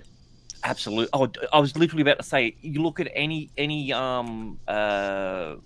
like say home business that's gone to its third generation. Restaurant. Restaurants especially. Yeah. Right. You know, you got these hardworking Italian guys that come to the country, put their blood, sweat, and tears in there, that raise their kids in the restaurant, and then it's those kids that turn around and sell it so they can do something else, or they're like, oh, you know, it's not that hard. I don't want to do it. Blah blah blah. This and that. Right. And you know, and that it's the first generation works their butt off. Italians, but well, no, but I know a lot of Italians. Like my buddy's dad was a mason, worked his ass to the bone. No, worked his ass to the bone to send his kids to the best, you know, schools and this and that. And out of respect, you know, one of the sons took it over. And it's respect for the generation before, for your parent to either keep it going or even make it better. And that's what he did. But you're right. That next generation grew up with not having to see dad working every day, dad being broken. You know, they saw dad building up this company and getting the, you know, the toys because of it, you know, the cars and this and that. And a lot of them don't respect what was done previously unless it's like drilled into them. I don't know. I did want to share this, Floral. I'm going to share this next one, or do you want to share? I did put the article in the private chat if you want to read it. And yeah, you can share it, and I'll just. Okay, I'll share it then. All right. Just before you do that, yes. I want to show, because as of 2 weeks' time, this Monday show will be turning into a House of the Dragons review. Yep. So what I've done is I've done a little bit of an intro. I've got part of it here, just awesome. A little bit of a preview. There's no sound or anything. This is only a real basic sort of edit. So it goes for 15 seconds. I'll just quickly play that and then we can move on. Nice. Let's do it.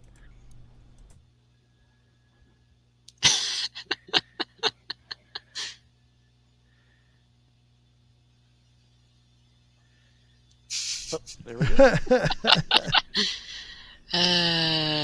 Flying lizard. That was good.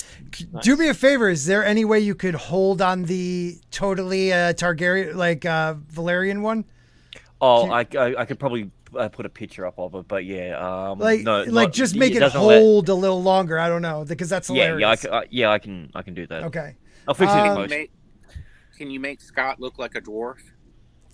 Oh my God! All right, I could. Yeah. There are no dwarfs in Game of Thrones. You can make me look beautiful. I don't know if I like the name Scotty P of House Spork. I Sporking. It should be, you know, Scott Spork. Scott Spork of House Sporking, because the last name is the house, you know? We'll work on that. In this one, you're adopted. You don't know that yet. So, after season 2. So. I'm Scotty P. No, I'm saying I got no regrets. I'm a candle in the wind, bro. I'm a candle in the wind. All right. I'm going to bring up the... That's how you live your life. We're going to share one more article about the Rings of Power. It is this one right here. And Floral, the great Floral, will be reading this. Here, let's see if I can make it bigger. There we go. Oh, John wrote this one. Nice. Yes, what kind of voice are we looking for when we're doing voices? Okay. I want you... Okay, for the actor, it has to be something very douchey. So when the actor's quoting, which is...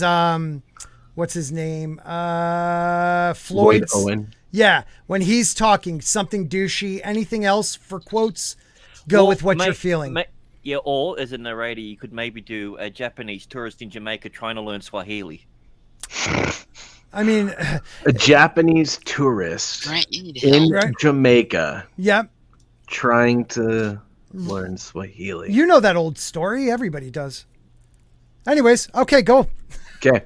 The Lord of the Rings of Power actor Lloyd Owen, who plays Elendil in the upcoming Prime Video series, recently claimed that author J.R.R. Tolkien did not fully flesh out his character and others as much as he did characters in The Lord of the Rings. No. Can we just let Floral, can we let that one sit for a second? Let's let that marinate. Can you read that one more time? J.R.R. Tolkien did not fully flesh out his character and others as much as he did characters in The Lord of the Rings. As others and others as much as he did That's the part. As much as he did characters in the Lord of the Rings. What does that even mean? Like, does he think Tolkien wrote this? Yeah. Well, yeah. Here's the thing. It's just like Tolkien did shit up Harry Potter's, backstory. Right. It's like it's got nothing to do with it. Like. Right. I mean, he wrote an appendices on stuff, and then someone took a name on a page that had no history, created another history from it, and then that guy's blaming Tolkien because it's not up to his standard. Well, it's like, George R. R. Martin writes like these awesome backstories, but did he do it for Percy Jackson? No. What a whore. What a whore. All right, go on, my friend. Owen spoke with the CBC, telling the outlet, "The exciting part for Mimi is that, we are things on post on the stop. web." All right, good attempt. Go back. That was a really good attempt. Go to douche, though. I looked up the word for me in Swahili, and it's Mimi. Just so that's you know. fantastic. I don't want to be that guy, but that was clearly Korean. I know you're so judgmental, dude. Just he really tried. He really tried. Let's hear Owen as a douche. All right. The exciting part for me, man, is that there are these signs posts on the way that Tolkien has written, but he hasn't actually fleshed out these characters to the extent that the other characters are in the Lord of the Rings books. He continued, so just being given the opportunity to begin to imagine what he might be like. That totally. I feel like you're so confused right now. I am. Your voice is so confused. I'm talking douche. So just being given the opportunity, like that. I know that's what I'm trying to do, but then you're doing a Japanese douche. No, I know. I was trying to slide into Russian for some reason. You have to put a little bit of Edwin in there. Yeah, Edwin. Think Edwin. Edwin can do it for you, dude. Totally. So, hey, everybody. Welcome to this dump. What a gay name. It wishes it was gay, actually. So just being given the opportunity to begin to imagine what he might be personify what he might sound like. Owen then added, "I'm just very excited where this character goes because he has to get to Middle Earth at some point, perhaps we think, and forge the last alliance of elves and men. So that journey arc is an exciting one to go on." Okay, so let's recap. Mr. Grant, who is he playing again? Elendil. And what's his Elendil generous. Okay, and what's his their story? Them story. Idea. What is that character's story? Does anybody know? I don't know. Ruben's saying something. Elendil DeGeneres? Is that yes. Elendil generous. Yes. The main one. That could be a new puppet. That could be a new puppet. Does anybody know the backstory? No? Are we none of us scholars? All I know is that Tolkien didn't do enough. Right. It's I can't even be mad because it's so absurd. That is true. All right, I'm going to look up. Ellen's former partner has had quite the week. Yeah, dude. She's a little hot under the collar. Is she? Hey, you can make a puppet of her. Just leave her on the ground. Oh my god. Set her on fire. All right. So Elendil. All right, Elendil the Tall, the Fair, was a man of Numenor who led the survivors of its downfall to the shores of Middle-earth, where they founded two realms in exile, Arnor and Gondor. Thus, Elendil became the first king of both realms and held the title of the first High King of Dunedain, making him supreme overlord of all exiled Numenorians in the lands east of the Great Sea. Elendil was known as the greatest warrior of all Dunedain. Yeah, thank you. He was killed alongside his friend, the Elven King Gilgalad, by the Dark Lord Sauron at the siege of Barad-dûr in the War of the Last Alliance in the late Second Age. So this is a very important character.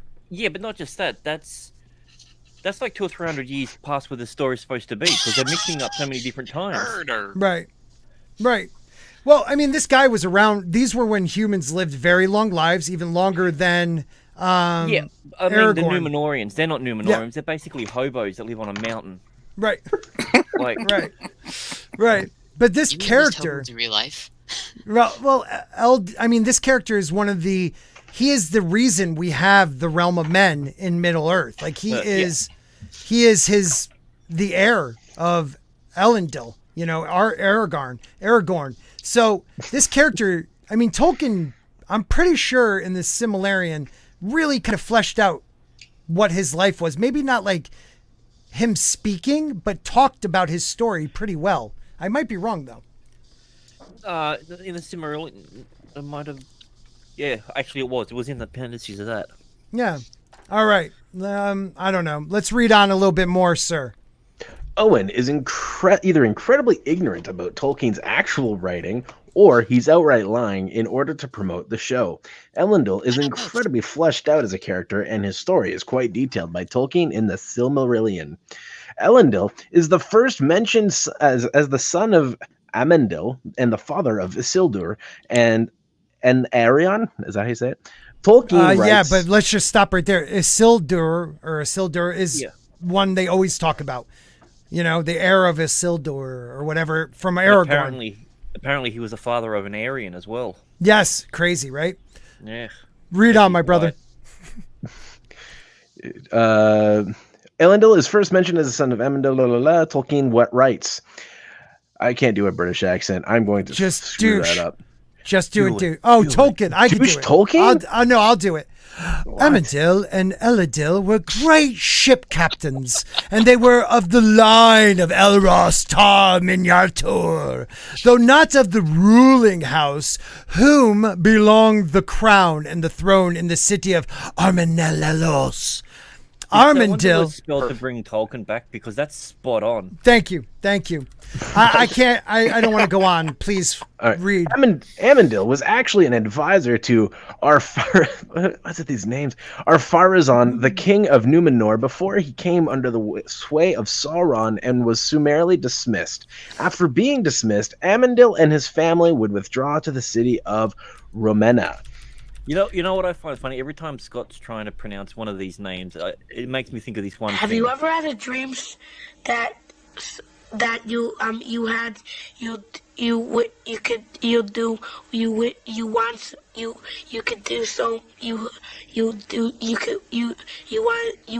him to do you so much you could do anything?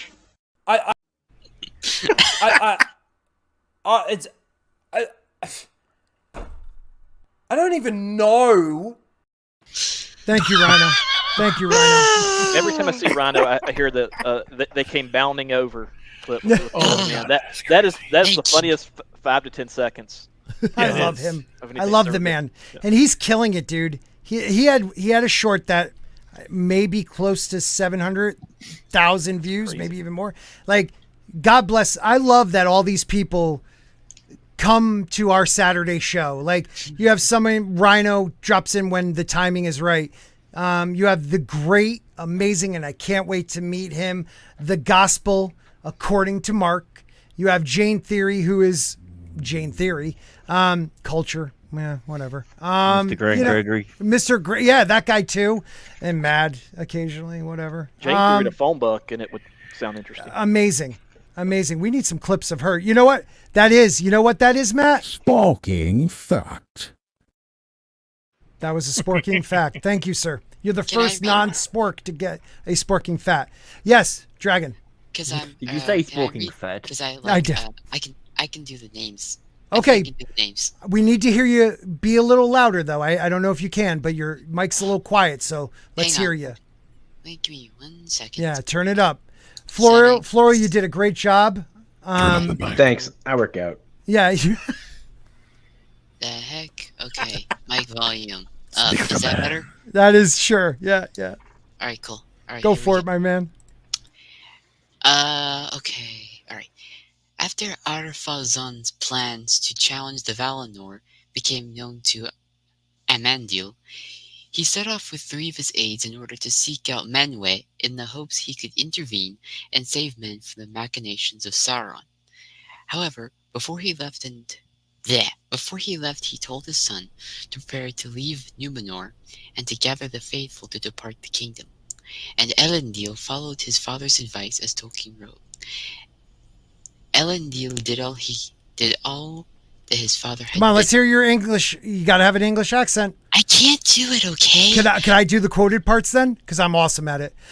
Elendil did all that his father had bidden, as his ships lay off the east coast of the land, and the faithful put aboard their wives and their children and their heirlooms and great stores of goods.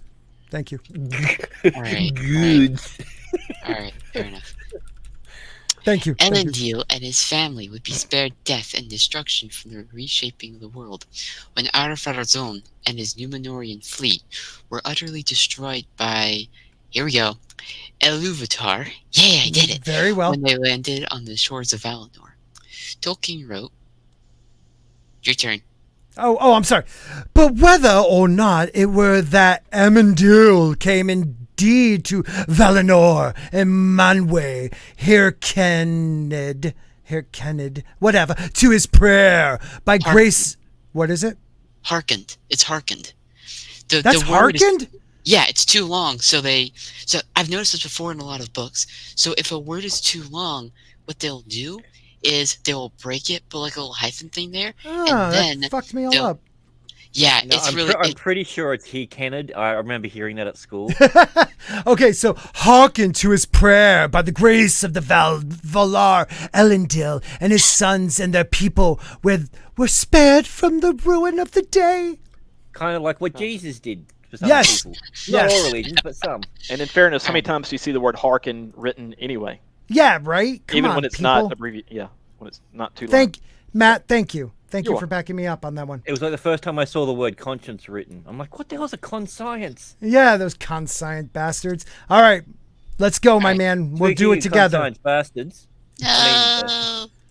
No. Orville Nation, who I have to say, I haven't said this publicly, but I must thank him for being a friend, but also pushing me to watch the Orville, because I don't care what anybody says. I love that series. Yes, they have their woke moments. Yes, the first 3 episodes of season 3 were not that great, but man, the last 7 were fun to watch. Finally, a sporking stream with sporking. And because the way that you did that intro, when you said, "Oh, thank you for being a friend," I now have Golden Girl stuck on my head. So thank you. You're welcome. Thank you for being a friend. Okay, let's read this together, man. Okay, sure. Elendil and his sons would survive the cataclysm aboard 9 ships and eventually found 4 kingdoms in Middle-earth.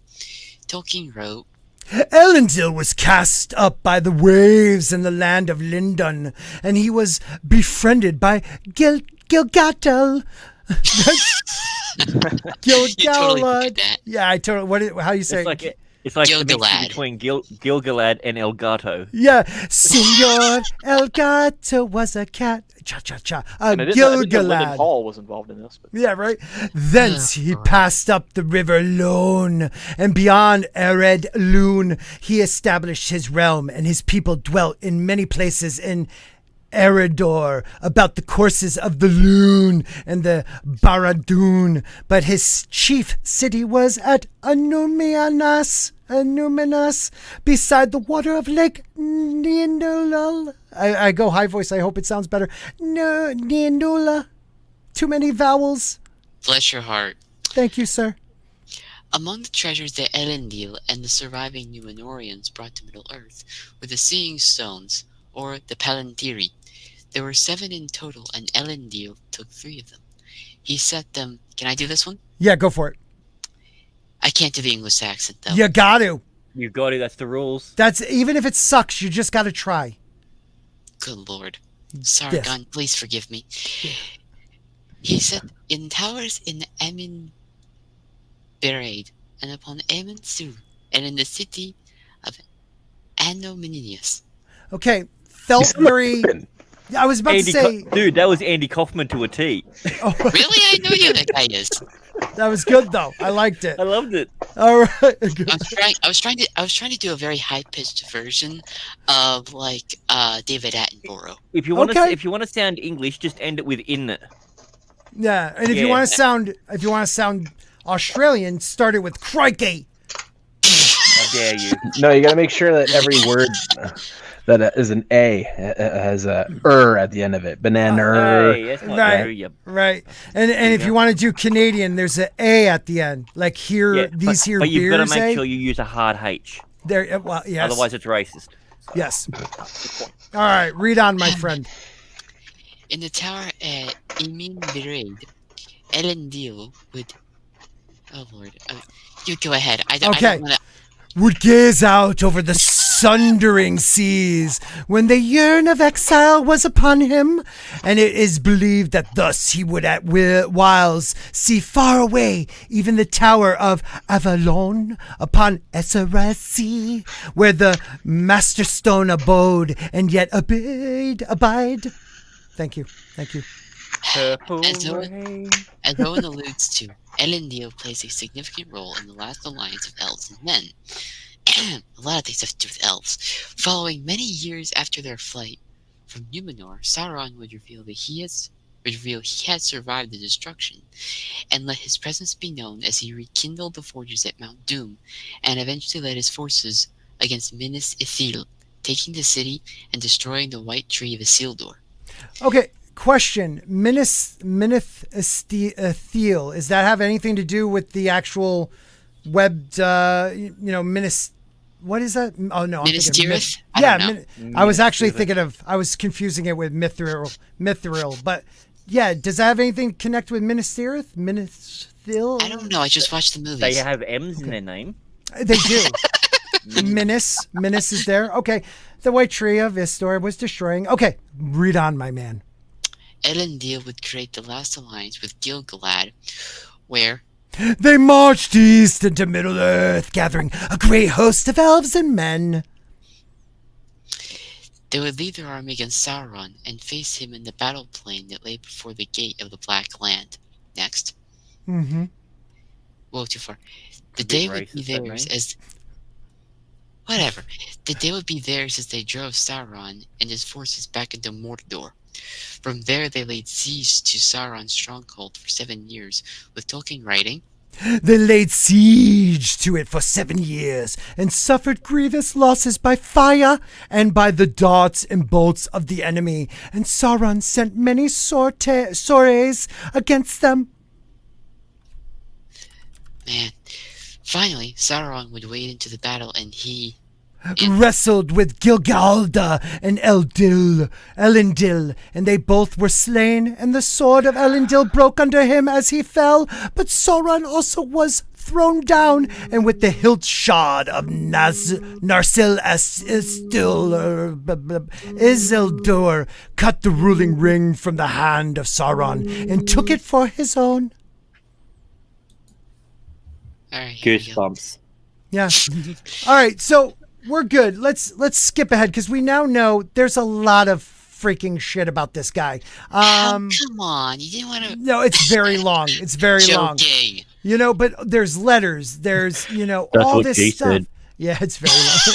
Never. These actors, to me, are like they don't know anything of the history. They don't know the material. But yet they speak out their ass. Like, I don't get it, guys. Like, Matt, what do you think? It's hard to take what they say seriously when, I don't know. Yeah, you just don't know that they're coming from sex bots. A genuine place. Yeah. Well, we love the sex bots, but no, like, Matt, do you think it's, like we were saying before, is it hubris? Is it just oblivious? I'm talking about the actors, not the writers, but yeah, I think the actors are mainly oblivious. I mean, we remember they had that, and I didn't watch it, in its entirety. I only watched the clips that I saw on streams where I think they had maybe 5 or 6 different actors from the series where they did like a it was like an interview setting where they were all sitting in directors' chairs and having a back and forth, and you could tell that, at least from the parts that I saw, I didn't get the feeling that any of them had really done any kind of initial research, or even just felt like they wanted to have a respect for where that property was coming from, and they just see it as another job. They don't see it as something that has decades and decades of history to it, and has a fandom that is very dedicated and focuses on things down to the nth degree. I don't think they don't really know that, or if they do know it, they don't really care. Well, that's I'm glad you put that. Both. Yeah. This is not like Star Wars fandom, Star Trek fandom. Like, there's legit degrees in being a Tolkien scholar. Gap, I mean, like, I don't know if any of you guys, like Gap or Floral, any of you guys are like Tolkien, fans, like Tolkienologists, like George, our boy George. Yeah, I don't know. That kind of sounds wrong. Tolkien racist. I don't know, Brahm. I sent you the link, bro. Yeah, I don't know. It just blows my mind that, like, they expect this fandom not to react even worse than, like, the Star Wars fandom or the Game of Thrones fandom. I think they're going to be blind. Like, they're that oblivious. They're going to be blindsided. What do you guys think? Gap? Go Matt and then Gap. Yeah, okay, good. Just real quick, you mentioned Star Wars. Well, they didn't really seem to have a lot of respect for George Lucas after they signed the agreement where he turned over the franchise to Disney, and it sort of seems like Peter Jackson got the same treatment, but that was it. Well, I mean, he had 3 treatments, several hundred pages worth of stuff, and they went, "Oh, cool, no." Yeah, right. What do you think, Matt? Gap. I think that it's an actor's job to know everything there is about the project they're working on if they expect to last. And I just think the people that are dealing with this series just think they're know-it-alls, and I don't know. I'm just pissed off. I think they just think they know it all, but as an actor, like I said, you need to dive into the project and show respect for what's come along. And I think there's going to be one freaking reckoning when this shit hits the airwaves by Tolkien fans, because it's only second to the Bible. And today I passed by the store and I saw the Amazon stuff on the Lord of the Rings books, and I hid them underneath the shelf in the store.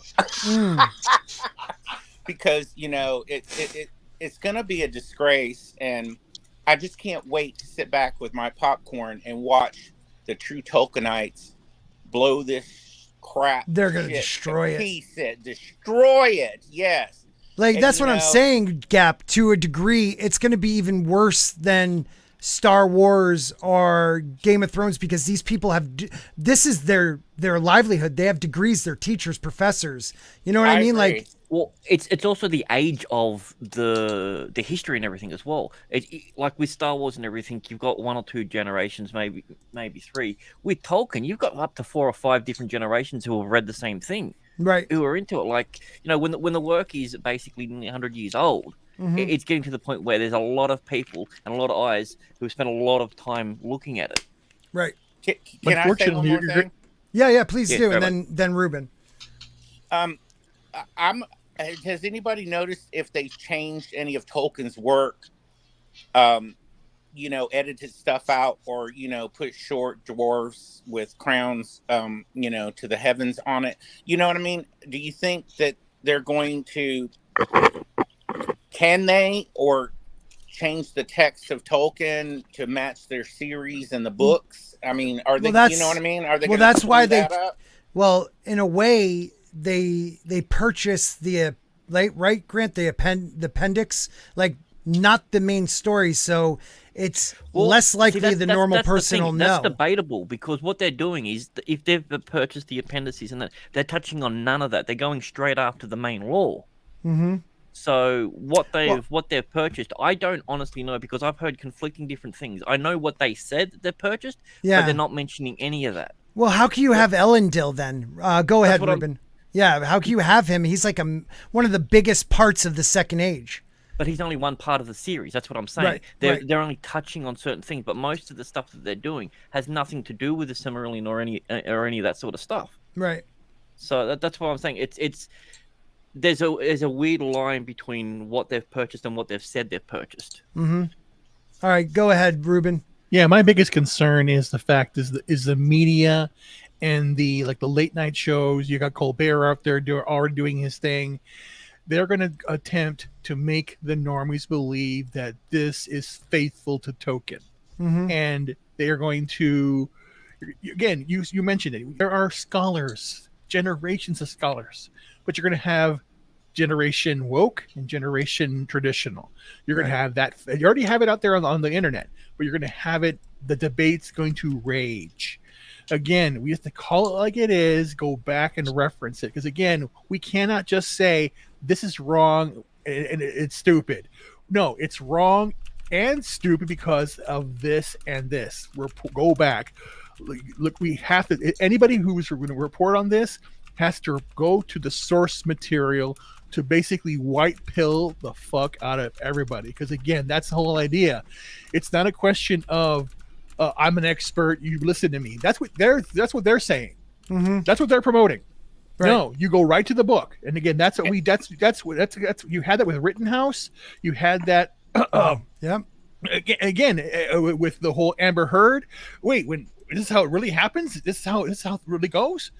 If you have a real debate online about each episode, even with what they do every frame of pause with Mahler and all that, but go and you reference the books and where they claim this is coming from, you can see it's total fabrication.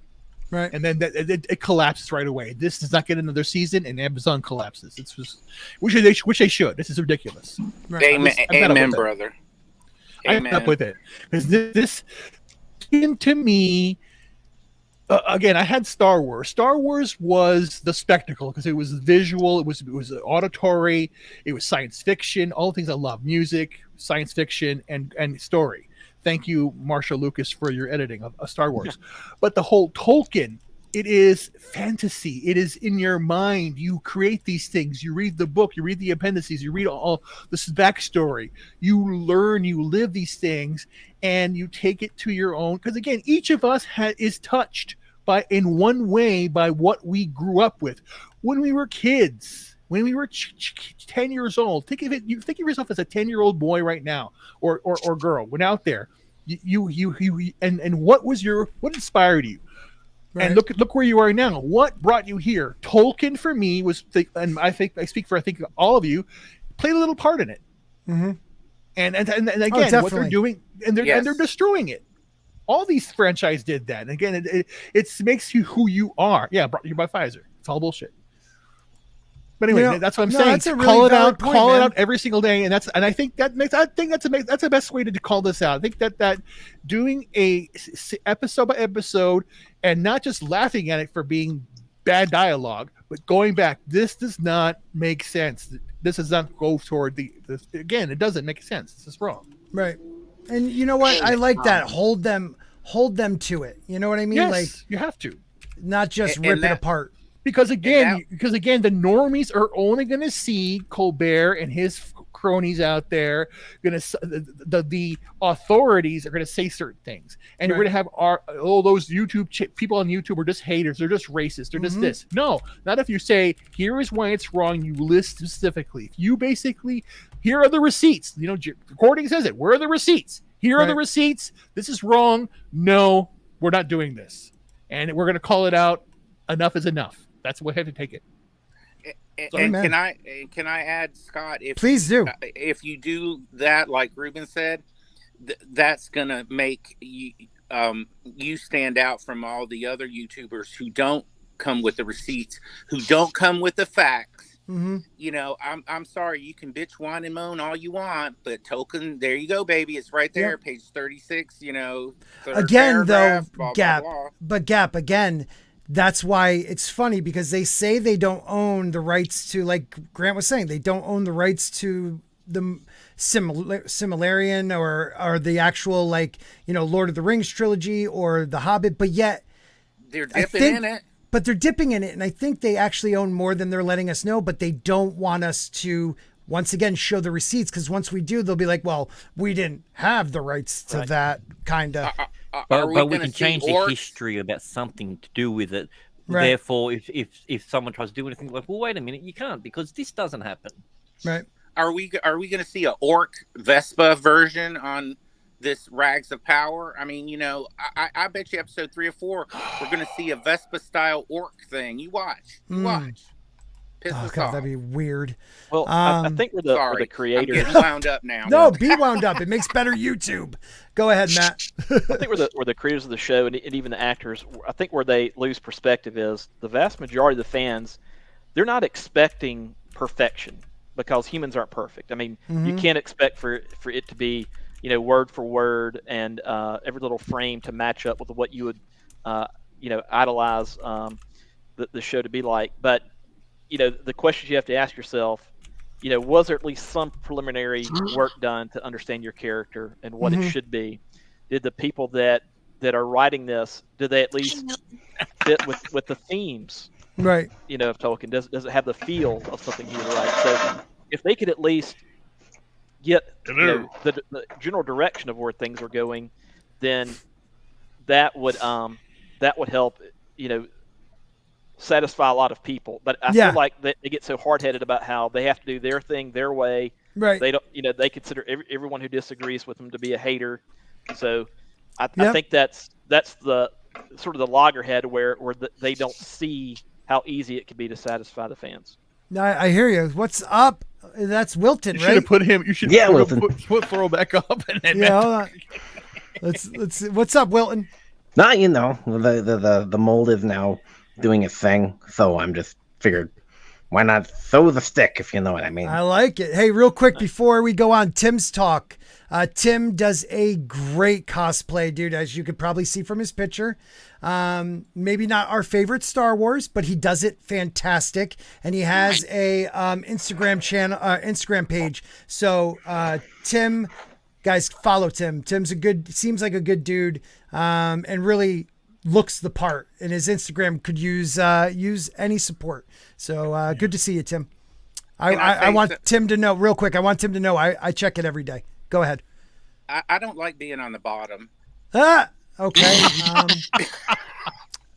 Boom. Grant, now I look up to you. Grant gets freaky deaky. So the bottom, the other white man. Yeah, Wilton, what do you feel about this upcoming series, Lord of the Rings? Like, I think it's gonna be great, and I think you guys are a bunch of racist ditty-phobes. So, right. Yeah. Amen. Pretty much sums it up, I think. Anyway. But what does that have to do with the series? Yeah. Well, I'm in it. I don't know if you saw my appearances in the trailer. Oh yeah, can we show that? Can we show that trailer? Do you mind if I share that? I don't care. It's making me look awesome. It makes me look great. I'll tell you when it's my favorite moment. Okay, hold on. I gotta find it. You guys keep talking. Grant, the naked bot really loves it when Floral talks. No, if I don't hear 1,000, we love you bots. for 1,000 years, then this is wrong. Here we go. We got a super chat from Kerry's racialist green socks. Wants to know what color socks is everyone wearing? I'm not wearing any. I'm not wearing any. Okay, so we have two nakeds. I'm about Matt. Well, I'm in Three Alabama, nakeds. so clearly I'm barefooted. I am also barefooted. Well, technically, I'm actually disabled, so I don't have any feet. No, wow. Oh, here we go. So you move by the thing that sticks up. My prostate exam. My continual prostate exam is how I walk. He's very healthy. Hollywood. Very healthy. All right, here we go. Oh no. When the world was so young. There had not yet been a sun. You see me there? Yep. That's pure Amazon right there. Yeah. Me floating. And then Genesis, because in Genesis, the light came before the sun and the moon. That was a reference to that. Oh, I thought that was the Phil Collins band. Never mind. Yeah, I was all down with that. Oh, sorry. I'm not a good drummer. Dwarfs their minds, mend their fields of grain. Right. And trolls their representation. That was a big part, man. That was impressive. You're the 25%. I get to dance with some hobbits. That was fun. They're Harfoots, thank you. Yeah, right. Harfoot. Yeah. That was a cold day. Yeah. See? So much snow. That don't look like snow. You have not seen what I've seen. I have seen my share. You have not seen. Man. That's my favorite moment. Oh, wow. What I have seen. Yeah, and you agree with her? You got her back? Right? Well, I was there, man. No. Did you see that? I like that. Just What's watch it that? go back. It's a Tolkien. Right there. Gotta read it. Gotta read. Oh, read. Okay, hold on. This September, Tolkien's death will be finalized. Nice. Big oof. Dude, I didn't even realize you were changing those. That's awesome. The legend begins to be destroyed. Wow. I don't care. I have to change teams there, too. I'm kind of like one of those trolley characters. Nice. But all peoples. Yep. I made him look a different way. Yeah, you're everywhere. Yeah. Ooh. Yeah, that was scary. That was all my own stunt work and everything. Hold on. You almost fell down, dude. I did. Look at the. Did you do your own stunts? I did. Oh, Tom Cruise would be proud. Is dead. We either move forward or we die with it. Wow. This could be the beginning of a new era.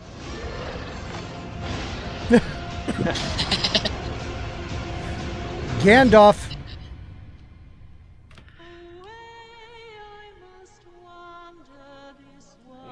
Oh, you're with the Harfoots. Nice. Yeah, well, they had food, so I thought I'd ask them if they had Nice. some food. That dude, I'll put this in the chat, guys. Make sure you check it out. What a And the Oscar goes to. yeah, that was powerful, Wilson. man. That was powerful. All right, we're gonna move on, and Hey guys, by the way, keep I've got a those buffs. question. They're really good for the algorithm. yeah, they help out.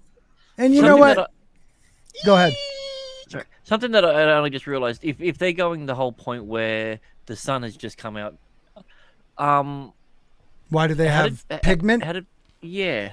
Yeah, I've been asking that question now Oh, for a well- few weeks, but I'm a small channel, so people don't listen. But if there was no sun yet, how, and the dwarves lived underground, how are there black dwarves?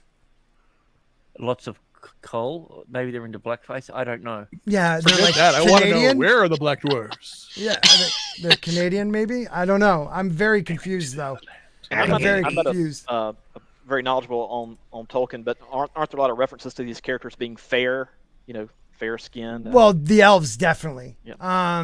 He did say that the descendants of the hobbits, the Harfoots, were darker, but he didn't say they were black. He said they were darker. That could mean that they were olive. Yeah, they're all Italian. Yeah. I'm just glad that Don Lemon found a second job. Oh yeah, right. Mr. Rubin can prove you what dark versus not dark looks. Let's see that tan. Okay, you hold on. got a tan line. You got a tan line somewhere. I want to see it. No, I'm dark. Oh yeah, but you see the neck. You see it. Yeah, it's white. Oh, look at me, dude. I definitely have a tan line. Let's see if I can show it. There we go. There you go. The gun show. Oh wow. Very And that's different in color. Yeah, totally dark. Yeah, you totally sow the darkness. I do. Yeah. Thank you. If Scott You're lived white in New as York, Jason. he would have to tell the governor about his social media presence before You're he right. could get on You're those right. arms. With those, yeah, I couldn't do any like live streaming in New York City because it's the gun show, baby. Like it's only light up there because of the beard's in the way now. Yes. It carries. Yeah. Yeah. that You're makes beautiful. Sense. You're beautiful. It's true. So we're gonna run over this real quick. With what? Well, did I talk? Not What is my Car title? on fire. Phrasing.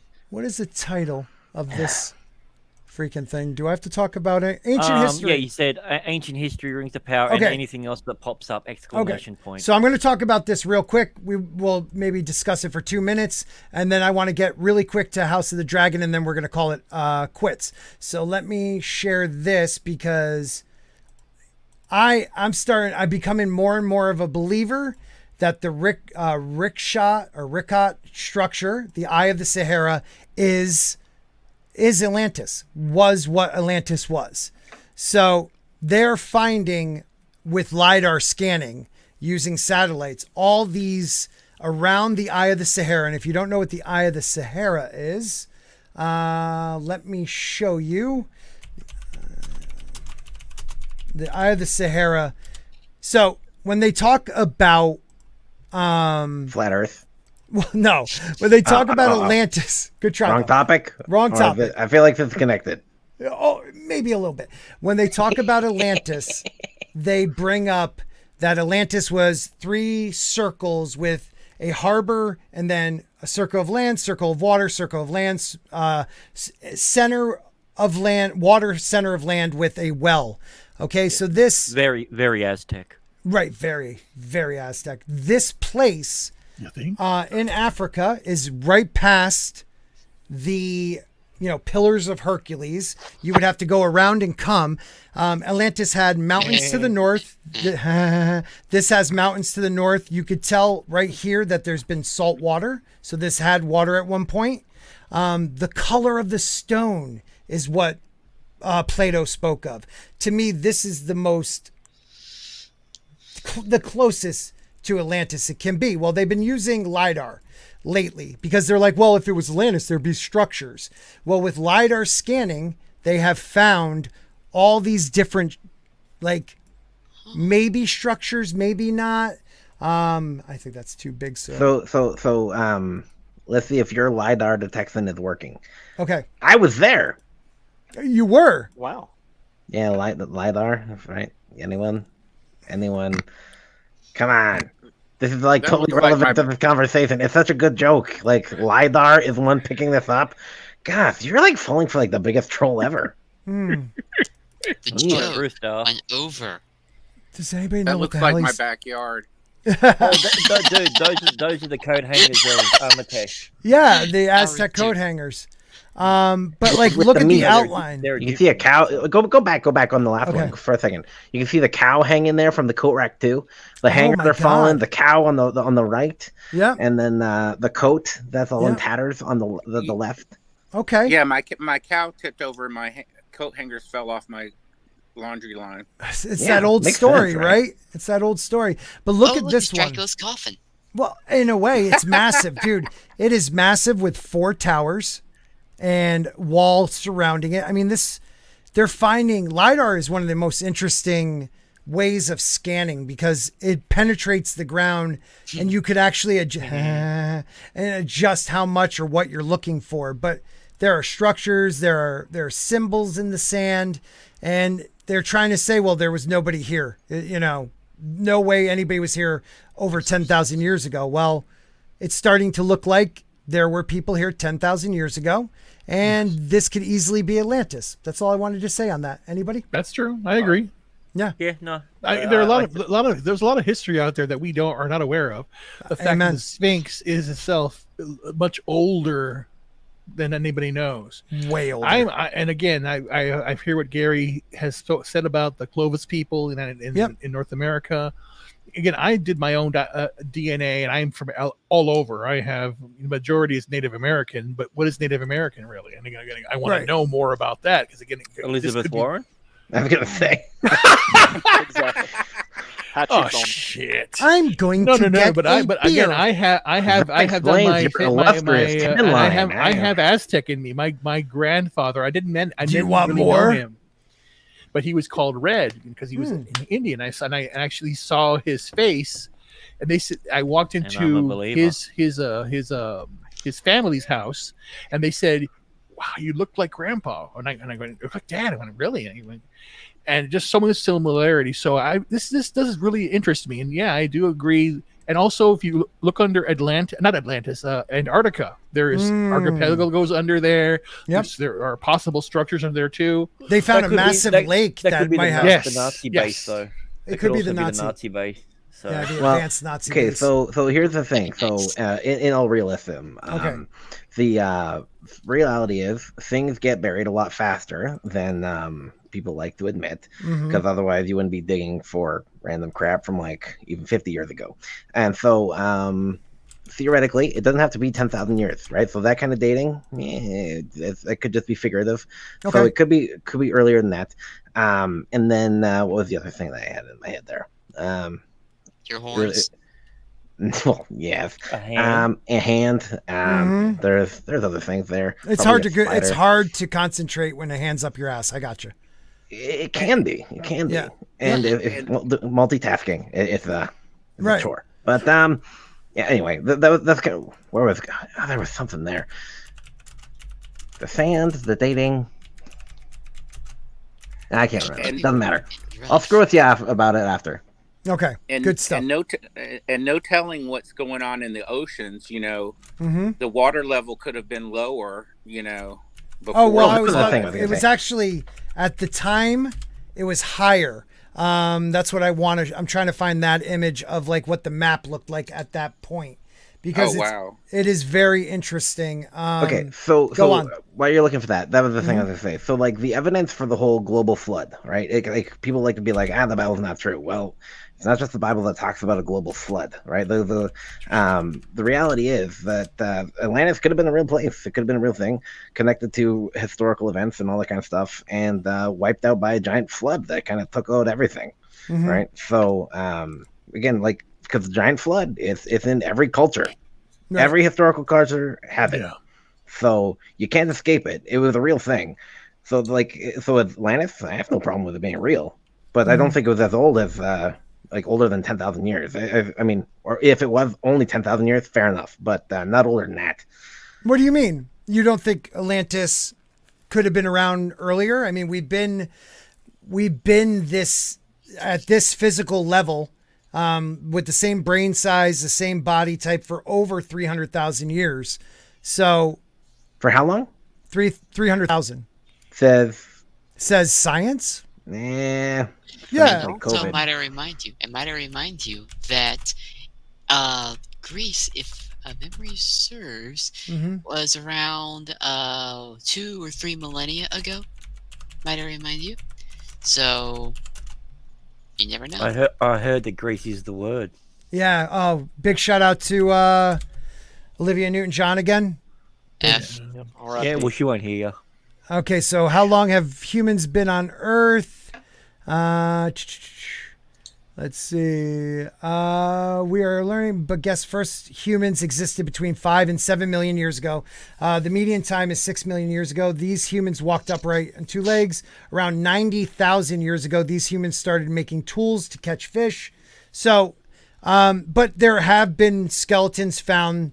Oldest, wait a minute, what are we? Homo sapiens? Homo what? Who's Homo? Homo erectus. No. Sapiens. Homo sapiens. Homo sapiens. Homo sapiens. Oh, can I say Ezra is Homo? Ooh. Yeah, sapien. Yes. Sapien. I'm just intrigued by the fact that there was, overlap between Homo sapiens and other types of man. That's always right. Think about any types of encounters they would have had. Well, I mean, it makes sense. People will fuck anything. So if there was the Neanderthal there, they would have been like, "How you doing? I like how the hair from your knee touches your toes." Okay, so the oldest bones yet of our species have been found, surprisingly, in the old Moroccan mine at about 300,000 years old. The new collection of early Homo sapiens bone pushes back the first solid evidence of our species' presence in Africa by 100,000 years. So they thought it was 200,000, but they discovered remains in Morocco that push it back to 300,000 as our physical being right now, Homo sapiens. So you can't tell me, I'll give you 100,000. We're just, walking around, scratching our asses, hunting things. But you can't tell me just only. While we do that, Dragon's got to head off. Right. So. You can't tell me that the oldest civilization is Samaria. You're leaving, buddy? Yeah. Okay. Hey, Bye, bud. Be good. check out Dragon, everybody. Thanks for being here, my friend. I'm sorry, I didn't mean to put you on the spot. Thank you for being here. Do you want to say anything really nice about me? Oh, hi, Mrs. Flu. Hi. I gotta She's go. the best. I love that woman. Okay. You're wholesome. You let me on, and you got a nice beard. Thanks, buddy. That was beautiful. All right, you can go now. All right. Thank you, everybody. Dragon, everybody. Bye, Thank buddy. you. Be Dragon good. Master 360. Take care, pal. Thanks. I want to melt it. But so yeah, they go back pretty. Oh, I'm looking at a completely different page than you guys. I just realized that. I love this guy. You know, And just to touch on Atlantis real quick. Yeah. I think it was brought up on this stream, maybe last week or a week or two ago. It's, we don't necessarily need to focus on just one area that's Atlantis. Right. Atlantis could have been, an empire right that spread across a large area. So I completely this could have agree. been part of it. I guess is exactly. And then when they went on to more land, they turned themselves into Aztecs. Mm-hmm. Yes, that's true. Ask any more. Okay, so we'll do African map 10,000. But I actually do believe that a lot more advanced could have left. Yeah. Well, okay. Like died? No. Took off no and one went died, away. really. Let's see. Well, look, I don't know if we were seeded by Martians because their planet was being destroyed 1.5 billion years ago, but I do believe this. We have been around in this form somehow.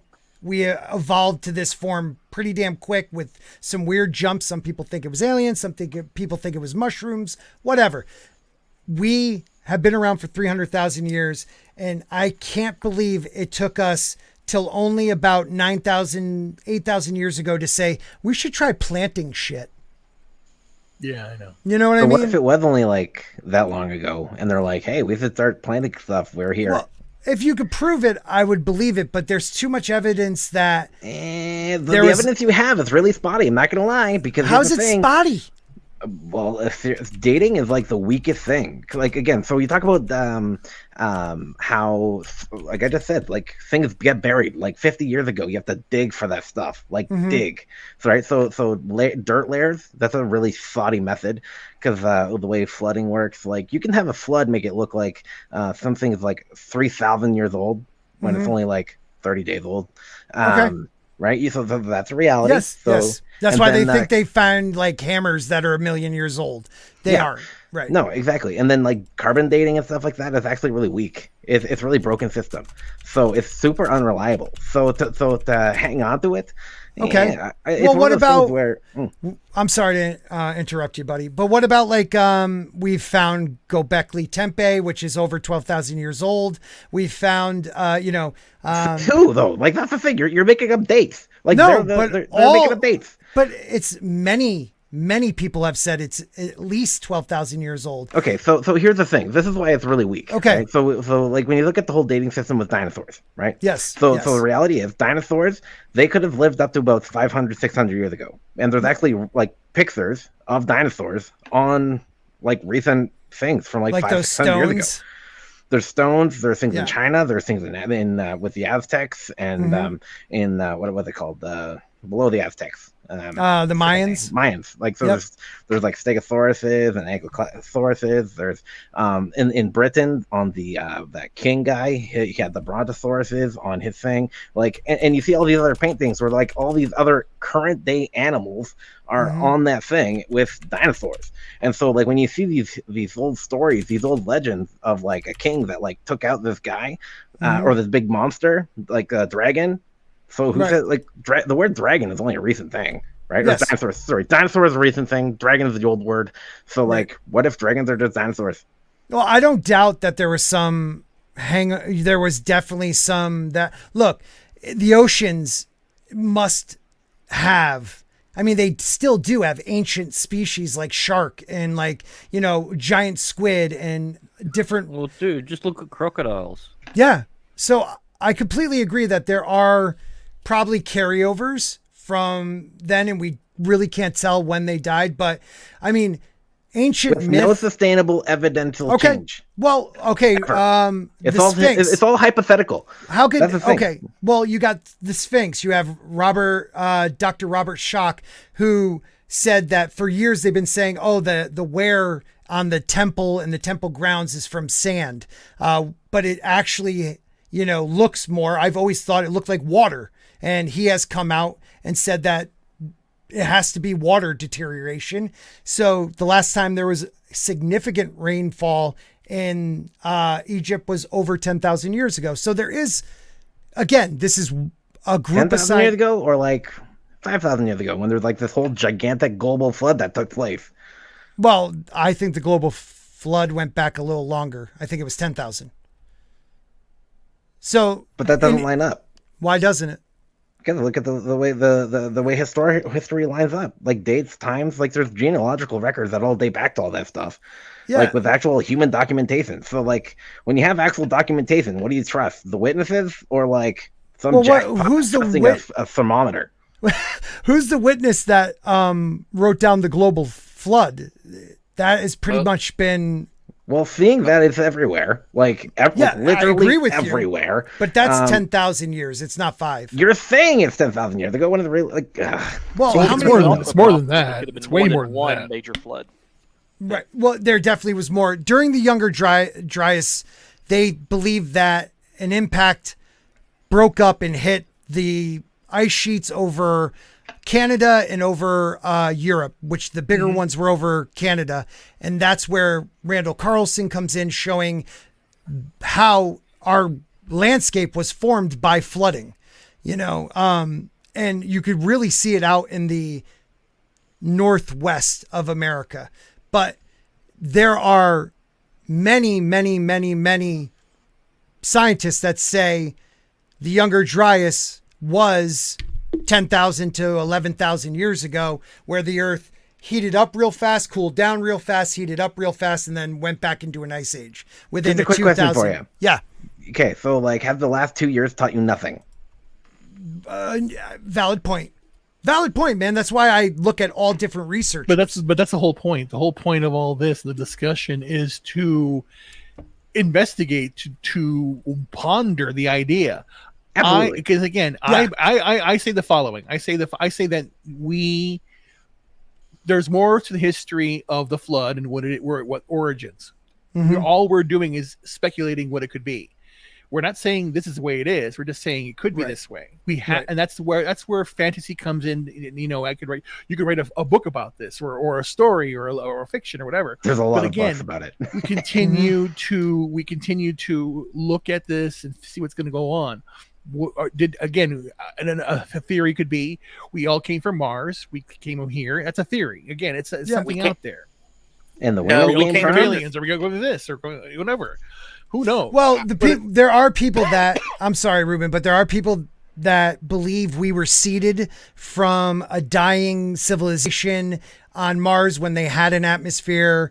They had an atmosphere up until 1.5 billion years ago, I believe, and they believe we were seeded by them here, or the survivors came here, for the simple fact that when a human goes into space, their, what do they call it? Circadian rhythm? Circadian rhythm. Lines up with a Martian day, not an Earth day. We get ailments that other animals on this planet don't get, like lower back issues, sunburn, things like that. Pigs get sunburn. I'm with you, brother. Monkeypox, right. If we were on Mars, it would be a dimmer, like dusk almost all day. The gravity is a little bit less. Like, it just seems that we line up. So who knows? Who does know? And that's what I love about it. But I love that, what you just said. I love that. I love hearing about that. Yeah. I am never one to say, you're full of crap.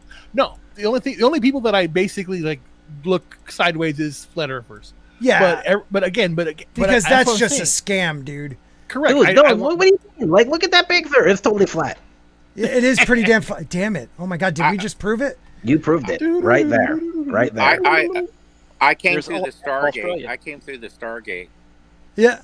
I wish. No, that's the end of the screen. The whole thing. That's how you do it. You just go bloop, and then go right back. So, look, I am not one that because you're disagreeing me gets all pouty like a lot of people do, but I understand where you're coming from.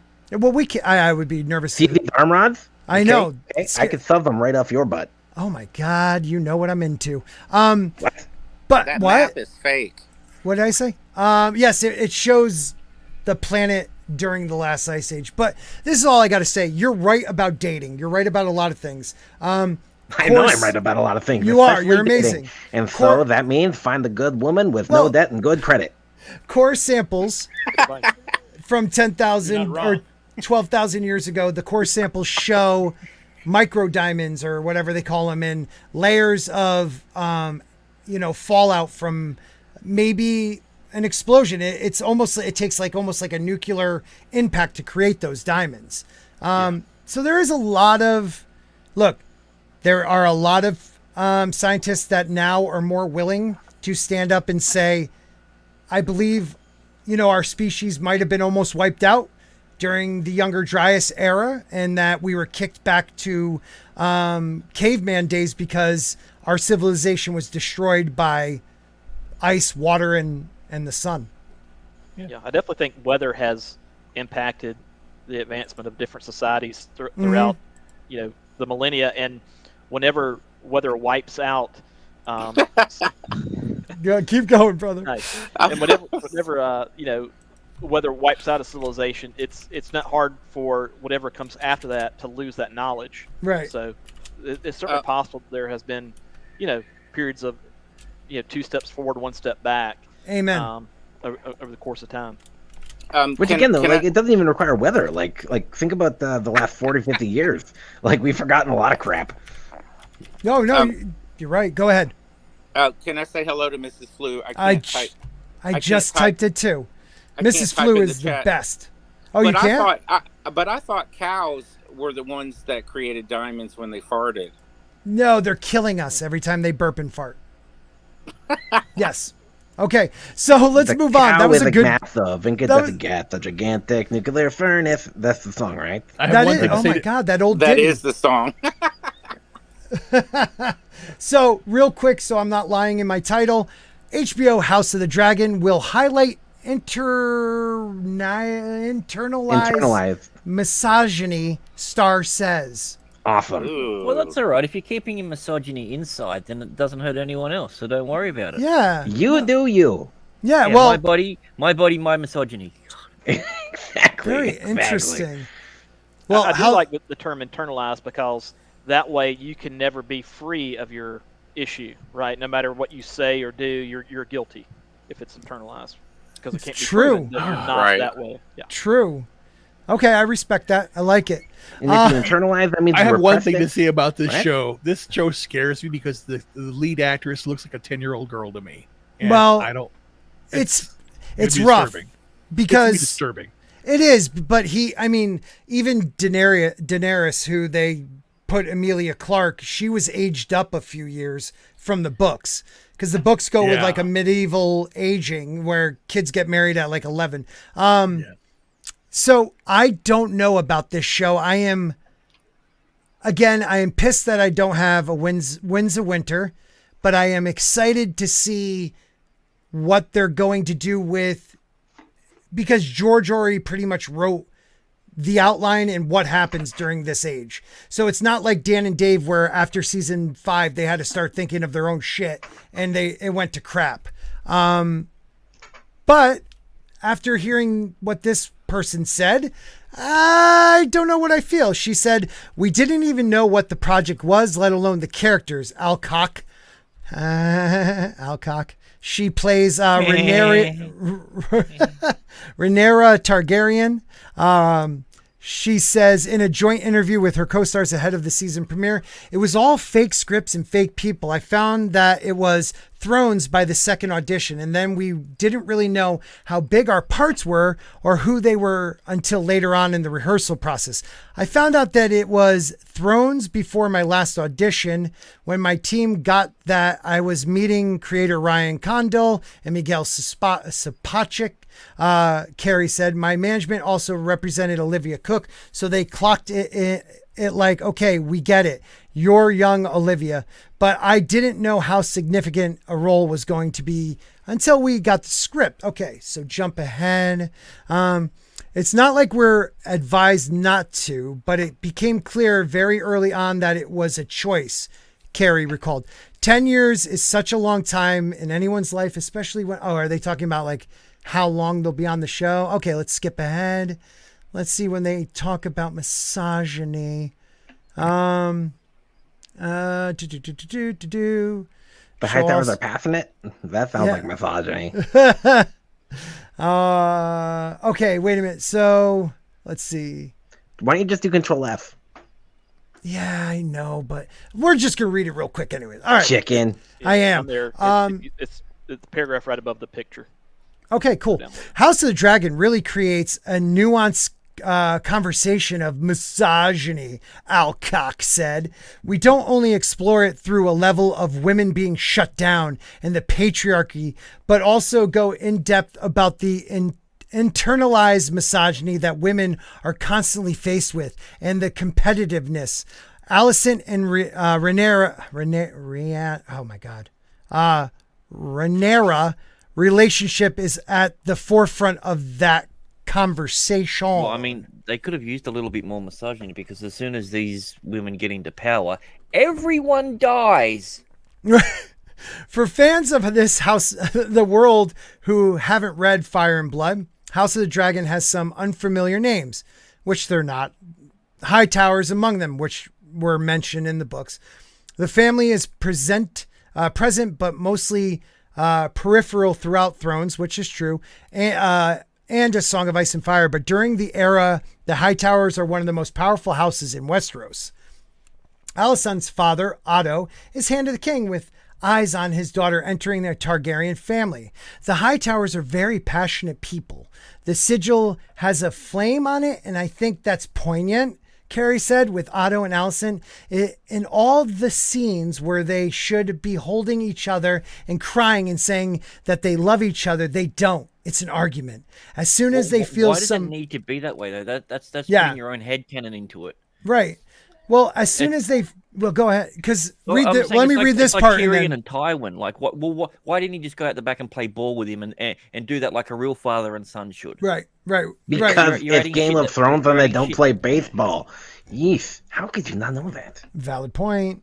They might. I've seen plenty of balls on that show. Yes, you have. As soon as they feel some sort of vulnerability, immediately the walls go up and they start to argue. But that's how they show each other love. It's a communication barrier, and I think that's key to the Hightowers in general.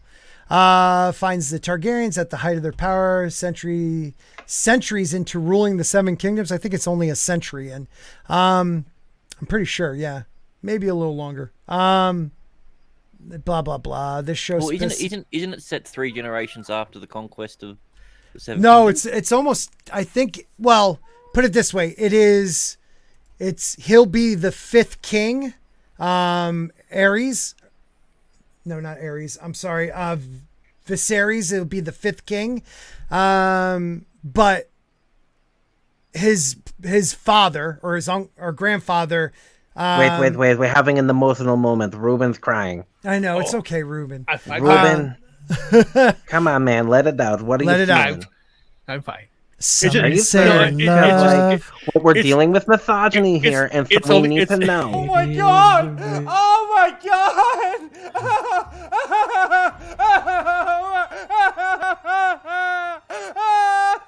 god! Fucking stupid! Yeah. Somebody help me! I think I have the monkey flu. Check it out.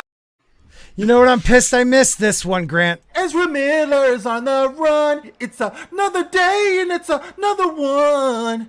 He's some serial groomer trash. Now, how can Warner Brothers sell the Flash? And I wonder. I wonder. Sparking fact.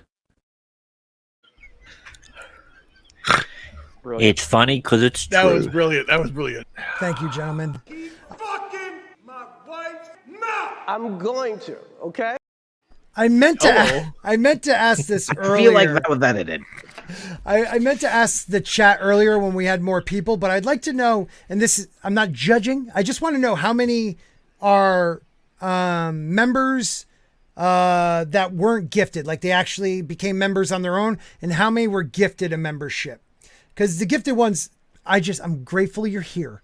To, Toxic Flu, to Eric K, all the people that supported me, George, with the gifts, thank you. But for the people that actually became members, I just want to know why. Is that kind of putting people on Front Street? Because we're done with that article, and we're gonna close it up soon because it's been almost 2.5 hours. So, who was gifted? Yeah, Mrs. Flu, you're special though. She is gifted. She is special. She's So amazing. So gifted. Toxic Man Flu is the luckiest man in the world. Well, So much, I would say so second much. luckiest because I have Mrs. Spork, but Mrs. Flu, I don't know. Hopefully I get to meet you in Orlando. So I know Ruben and Small Time and Gap, you guys became members, right? Floral, you were gifted, correct? Mm-hmm. I appreciate you even being in the chat to get gifted. Thank you so much. But is there a reason, a reason that you stay members and anything you would like me to focus on with my channel? Ruben, I'll put you on Front Street. Or Matt, you're usually good at being put on Front Street. Let me put you on Front Street first. I think it was, a variety of the variety of topics you talk about was what, got me interested in becoming a member, and the fact that the way that you engage with everyone on your panel, the way that you engage with the chat, I think you just do, a good job of balancing everything. And for instance, talking about, the Monday show where you talk about things, like Atlantis and things like that. I mean, that's a nice change of pace from the whole like Marvel DC stuff that Right. that we may get other nights. So I think it's more than anything, it's the variety and the fact that also you give a platform to a brilliant young man named Mad Mardigan. He is brilliant. Don't tell him I said that, please. Yeah, but no, it's the variety of what you do in the way that you engage with people. If I had to sum it up. Thanks, man. I appreciate that. Yeah. Can I go next? Yeah, Floral, please. Okay, so here's the thing. Obviously, like I was gifted, but and actually I'm Wilton, by the way. But, Hi, Wilton. Wilton the gifted. But representing. Anyway, the big thing is what I try to do is, and this might be a tip for those people who are kind of broke like me. Mhm. And so there's a thing called Google Rewards. Okay. And basically, if you have an Android device, you can use Google Rewards. And because Google wants to follow you all of your life, they'll ask you if you were at a certain place, and you just fill out surveys, and then they'll give you money for the Play Store. But what you can do is use those for super chats. And so, really, yes. And so that's what I try to do. But I don't do it on my account because I do it on the other account. And so if you ever get the random super chat, are those play points? No. Okay, there's something. It's like Google Play Money. Okay, it actually is. Yeah, we'll talk about that backstage. I'm sorry. Go on. Yeah, and so basically what I do is I fill out those surveys, and then when I get the chance, I'll drop like a $2 super chat. And so that's why they don't normally go above $2 because I try to spread the love. Anything is. But the thing is, it's kind of like grateful. It's kind of like a double entendre because you get to be like, screw you, Google, and give Google money back to the creators instead of, and I mean they'll take their cut, but some of it comes back to us, right? Exactly. So that's just one tip. If you're always broke and you're like, I wish I could super chat and have some money to bless these guys or whatever, right? You can. There's free ways to do it. You can also like set up a call center and get like old women to like give you their information and then like hack their computers and like get gift cards Like a televangelist. Yeah, that's amazing. Yeah. All right. Hold all on, right. $19.99. What was that called? Google Rewards. What was that called? Google what? Rewards. Google Rewards. All right. By the way, kudos to YouTube for coming up with the gifted memberships. For all we rip on them, good for them.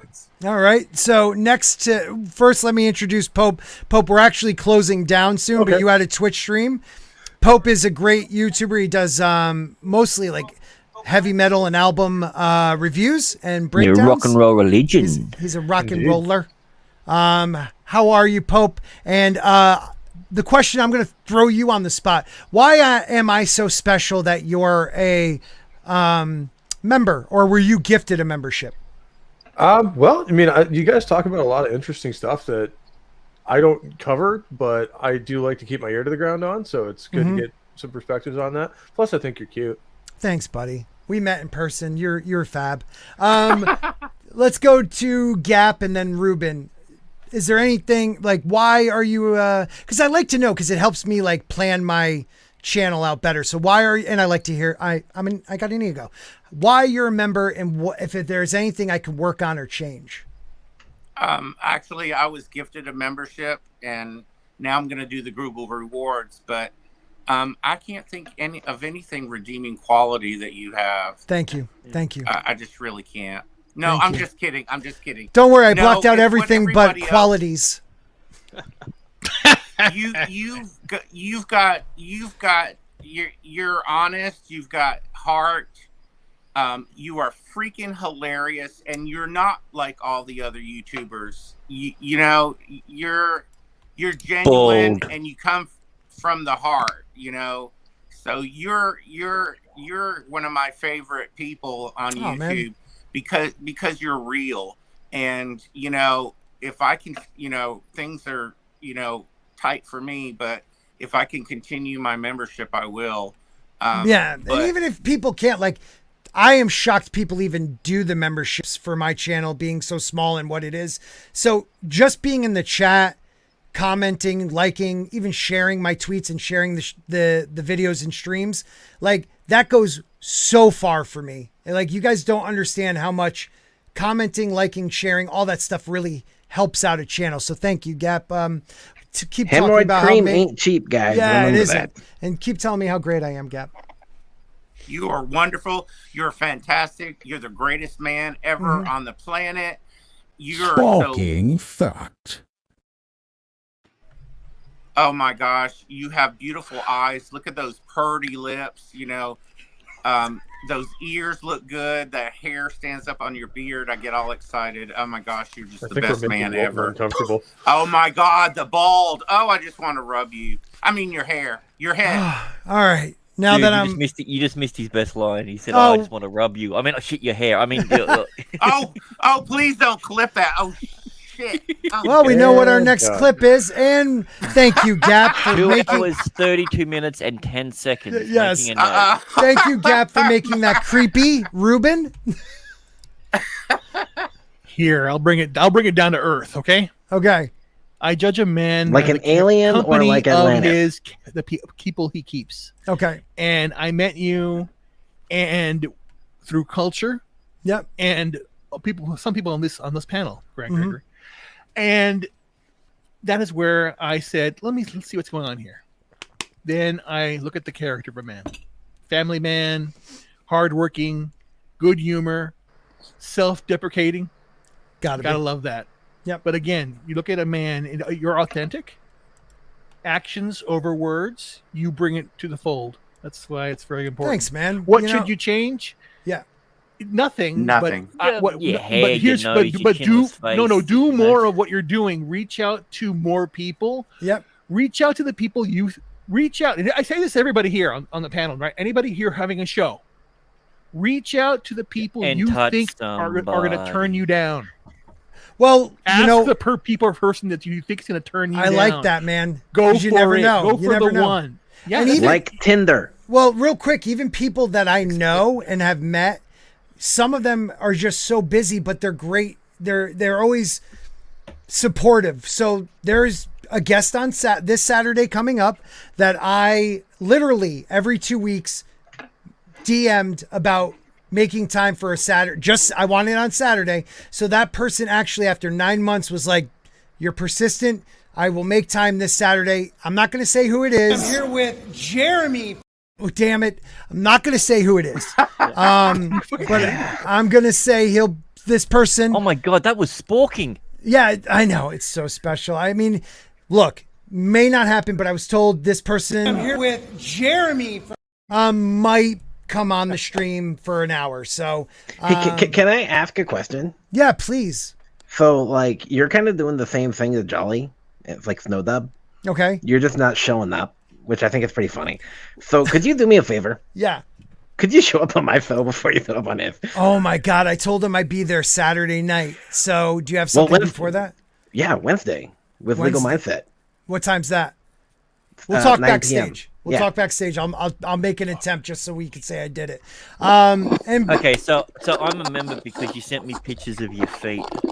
Well, that's what you're into, dude. Yeah. I mean, I'll send you. Granted, can I say one more thing? Yeah, please do. Mr. Grant Gregory is. I was gonna say that was deep. Yeah. To your.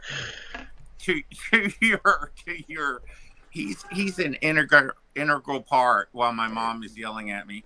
That's an fine. Integral part of your show, and he's more than you guys know. Yeah, Mom, stop yelling at him. I need to hear this compliment. Yeah, he's compliment. Yeah, I don't care, Mom. Keep yelling. He's not talking about me. With culture too, right? Yeah, Mr. Grant. Well, I don't even. How did we meet? Was it through culture? I don't even know. But like, it's been a blessing that he's become part of. I can't really say anybody but him is actually a part of Sporky News. I dub Machismo as one, even though he doesn't want to say he is because he said he hasn't gotten anything from doing my Wednesday streams. But it's Mr. Grant, culture, and Mad. And without Mr. Grant, literally this show wouldn't have probably half the clips, half the stuff it has, and I can't thank him enough.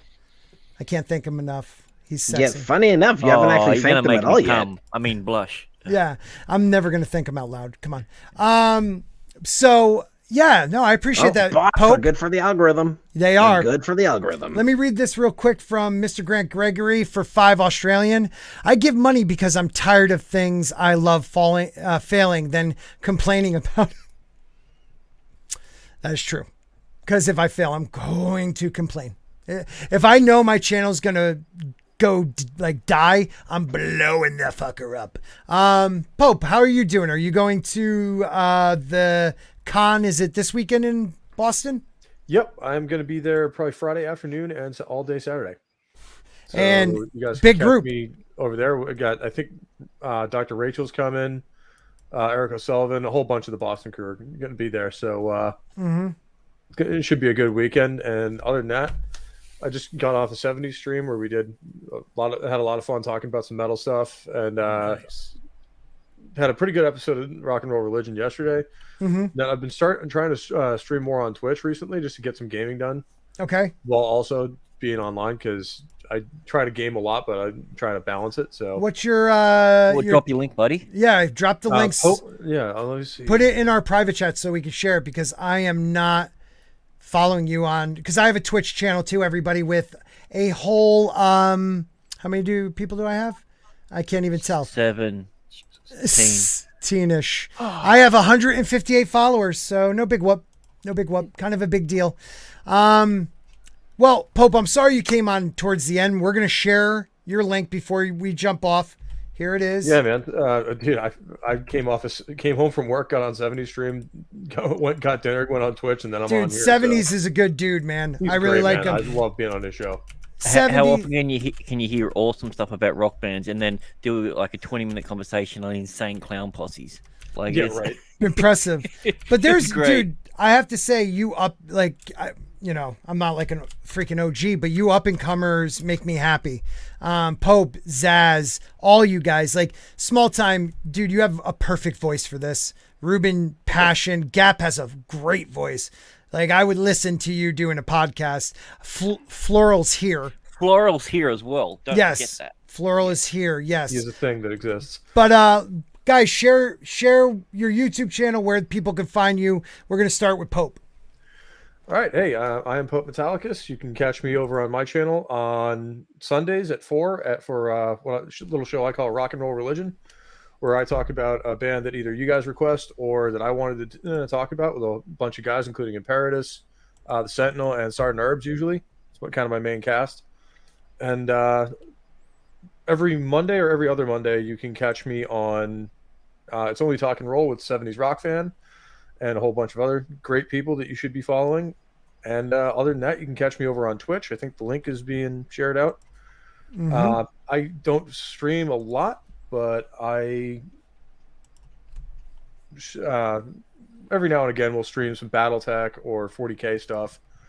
That's just hot. stuff I feel like playing and hanging out with you guys. So yeah, hit me up. Awesome, man. You all over a tabletop? Yeah, that's hot. Yeah, it is hot. You on a tabletop makes me want to cringe. Guys, I'm going to put a link to, we just put Popes, but I'm also putting a link to ETEP Wanna the place to be reviews live stream right now. When you go over there, ETEP's Raid. actually not on that. He's actually on Yelling at Park Cars. Okay, so Yelling at Park Cars. After you go to ETEP's, go to Yelling at Park Cars and tell them to stop trying to pull a Sporking News. Tards? I heard Park that. Tards, Yep. yeah, I did say that. Yeah. Tell them to stop pulling a Sporking News moment. Okay, Floral, what are you working on? Where can they find you? I'm Wilton, but Floral. Oh, is yeah, actually yes, I'm sorry. In like fur. Anyway, you can find me on Floral Under a Rock. The YouTube channel looks just like that name there. And this week, well, every Wednesday we have a show Under a Rock, and it's a talk show, game show, interactive, have fun, screw around.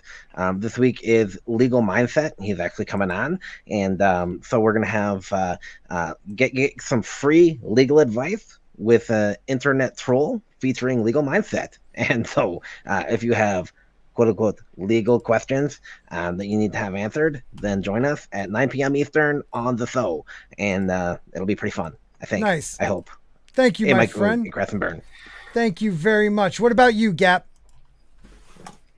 I'm Gap After Dark, and I occasionally stream, and I make toy shorts, and I mod for Culture.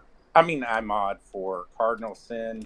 I mod for ETEP, and that's about it. Wait a minute, you're not one of my mods? No. Holy crap! You know why? Because you come up membership color, so I didn't realize that. Type something in the chat so I can make you a mod. That's crazy. Everyone spam the chat. Spam the chat. Well, I'm on my phone, so how do I do that? I can't. I'll figure it out, man. I'll add you next time I have a live stream. If I haven't added you, I'll do it by then. Well, thank you very much. Yeah, Oh, yeah. I got a mod for Orville Nation too. That's Orville Nation is the shit, dude. PJ is the man. I love that guy. Gap, you have a perfect voice to do this. Like, keep up your avatar and let people just imagine what you look like, because the voice is killer. Well, thank you very much. You're welcome. Everybody, don't forget to watch Sporking News Podcast Saturday night. Thank you, my friend. With maybe a guest, I don't know, could show up. with Jeremy from Geeks and Gamers. And you know, just saying, guys, it could be a Fucking fact. saying. All right. Matt, did you go yet? I have not gone yet. Yes, Matt. But, my channel's in the chat there. No content at this point. Mainly, I just like hanging out in the chat and maybe jumping on a stream here or there on other people's channels. But at some point, I got to get off my duff and start creating. Just trying to find the right opportunity to do that. But again, thanks for having me on. Anytime, and man. As far as someone to promote, looking out on the horizon, Bruce Lombardo is 13 subs away. I've been trying to share his stuff. Thank you for saying that. Yeah, guys, I'll get Bruce's, or actually, Mr. Grant Gregory, you get Bruce's YouTube channel, and we'll share that because, dude, he's so close. It is such a milestone to hit 1,000. Even if you don't get monetized right away, it's just nice to hit that number. So thank you for bringing that up, Matt. I'm just happy to be over 100 now. You're doing well, dude. You're doing My well. man. Ruben, Hello. Sugar Daddy Haynes. Yeah, buddy. I'll take that. All right. Let him know a little about you. Basically, everybody, just I really appreciate everyone's constant prayers right now. The last 6 months have been hell. I just counted them out right now since March. I gotten have a mass growing in me, and I didn't have any insurance because I had got laid off. I got my job back, but I got evicted, so I'm fighting my way back, and it's just been really rough. I'm here in Illinois right now doing some cleanup, and I'm just antsy because I'm planning going to Tampa on the 20th of this month, and it's going to start my life again. And once I get settled, I'm going to be doing a lot more videos, because that's the whole point. The whole point is I had a studio, and then I just had this illness. It's been wrecking me. But I'm still gonna. But again, I want you to keep fighting, because I'm gonna keep fighting. I'm gonna have a political channel. I'm gonna have an analyzation of music, movies, TV shows, science fiction, all this stuff, because I know all these topics, because I have to have a backup plan if things go sour. Right now, it's been so hard to walk and to do anything, and if I'm going to be disabled and can't do anything, I'm going to go YouTube full time. So right now, amen, brother. It may happen, but again, I have to keep fighting every single day. So, well, I hope you. I want you to do the same thing. I hope you beat the battle and win the, win the war. But I also hope you become a full-time YouTuber. And if you do the political one, I promise to be a guest on one of your streams or interview, whatever, because you do have a powerful voice. I'd be scared your channel would get nixed from YouTube pretty quick. But if it's anything like Twitter, then that's almost a guarantee. Yeah. But thank you guys for. But I'll be here. Nice. Yeah. What about Grant? Tell me receipts. Grant, tell me how amazing I am again. Oh, dude! Like every time I see your face, it just makes me want to do naughty things to like my nearest full body pillow. So okay, that's hot. Like beat it, yeah, like with a rock or a stick or a bat. Well, I'm definitely beating it. So you've got that much right. So. I find that very hot. There's a merch idea: sporking body pillows. I like that idea. That is great. It's 95% pure oxygen. Everybody's. It's the ganja, it's the marijuana. It is not, people. It is not. It's pure oxygen, and I've gotten multiple people. This company should have me as a freaking advertiser, because multiple people have bought it because of me. So Boost, give me a call. Boost Oxygen. I should let them know that. But guys, thank you for being here tonight. Thank you. To the panel, to the members in the chat, and to anybody who just jumps in and says hello in the chat or likes a video. Thank you guys so much. I would love to make this viable so I don't have to work weekends at my job and literally just do this. And we're starting to grow. So I appreciate it. I will not forget where I started and try to help out the smaller channels when I can. But I also learned a valuable lesson that you have to focus on your channel and not everybody else in the group. You have to really focus on your own at the beginning, and then you can add to others. And anytime there's YouTube drama. What's that, Floral? And then, wait a minute. Say that again, Floral. I was going to say, anytime there's YouTube drama, make sure to get in on that stuff. Like, if someone's fighting, you make sure to talk about it and, like, emphasize it, bring it up, make sure to, like, roll in it like a pig. Yeah, that's the best way to do it. But if there's a hot topic like Lord of the Rings, don't be scared to make a bunch of videos about that and make some shorts, because it will drive the analytics to your channel. But enough of the boring stuff. Thank you, everybody. You're all amazing. I hope you have a great... Thanks to everyone for not getting upset that I changed every single one of you guys' names and no one noticed. I went back. I went back to nudes I again. love it. I'm going to use this from now on, because I do a show with Matt from Foul Ball Productions, and it's perfect. Oh, that's good perfect for the MF Cocktail Lounge, man. Yeah, it is. That is good, people. Guys, God bless and have a great night. Thank you, everybody. Later. Bye. Good night, everyone. Good night, everyone.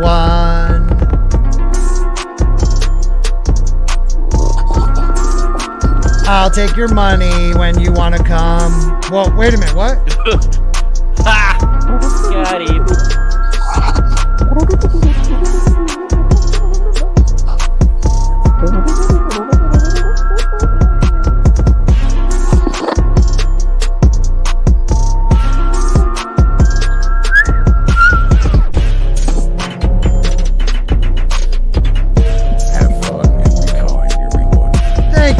Cam's Crush courses. That makes me happy hearing about new people. I appreciate you being here and gifted as a member. The chat, don't be scared to take your pants off and party. I hope you all have a great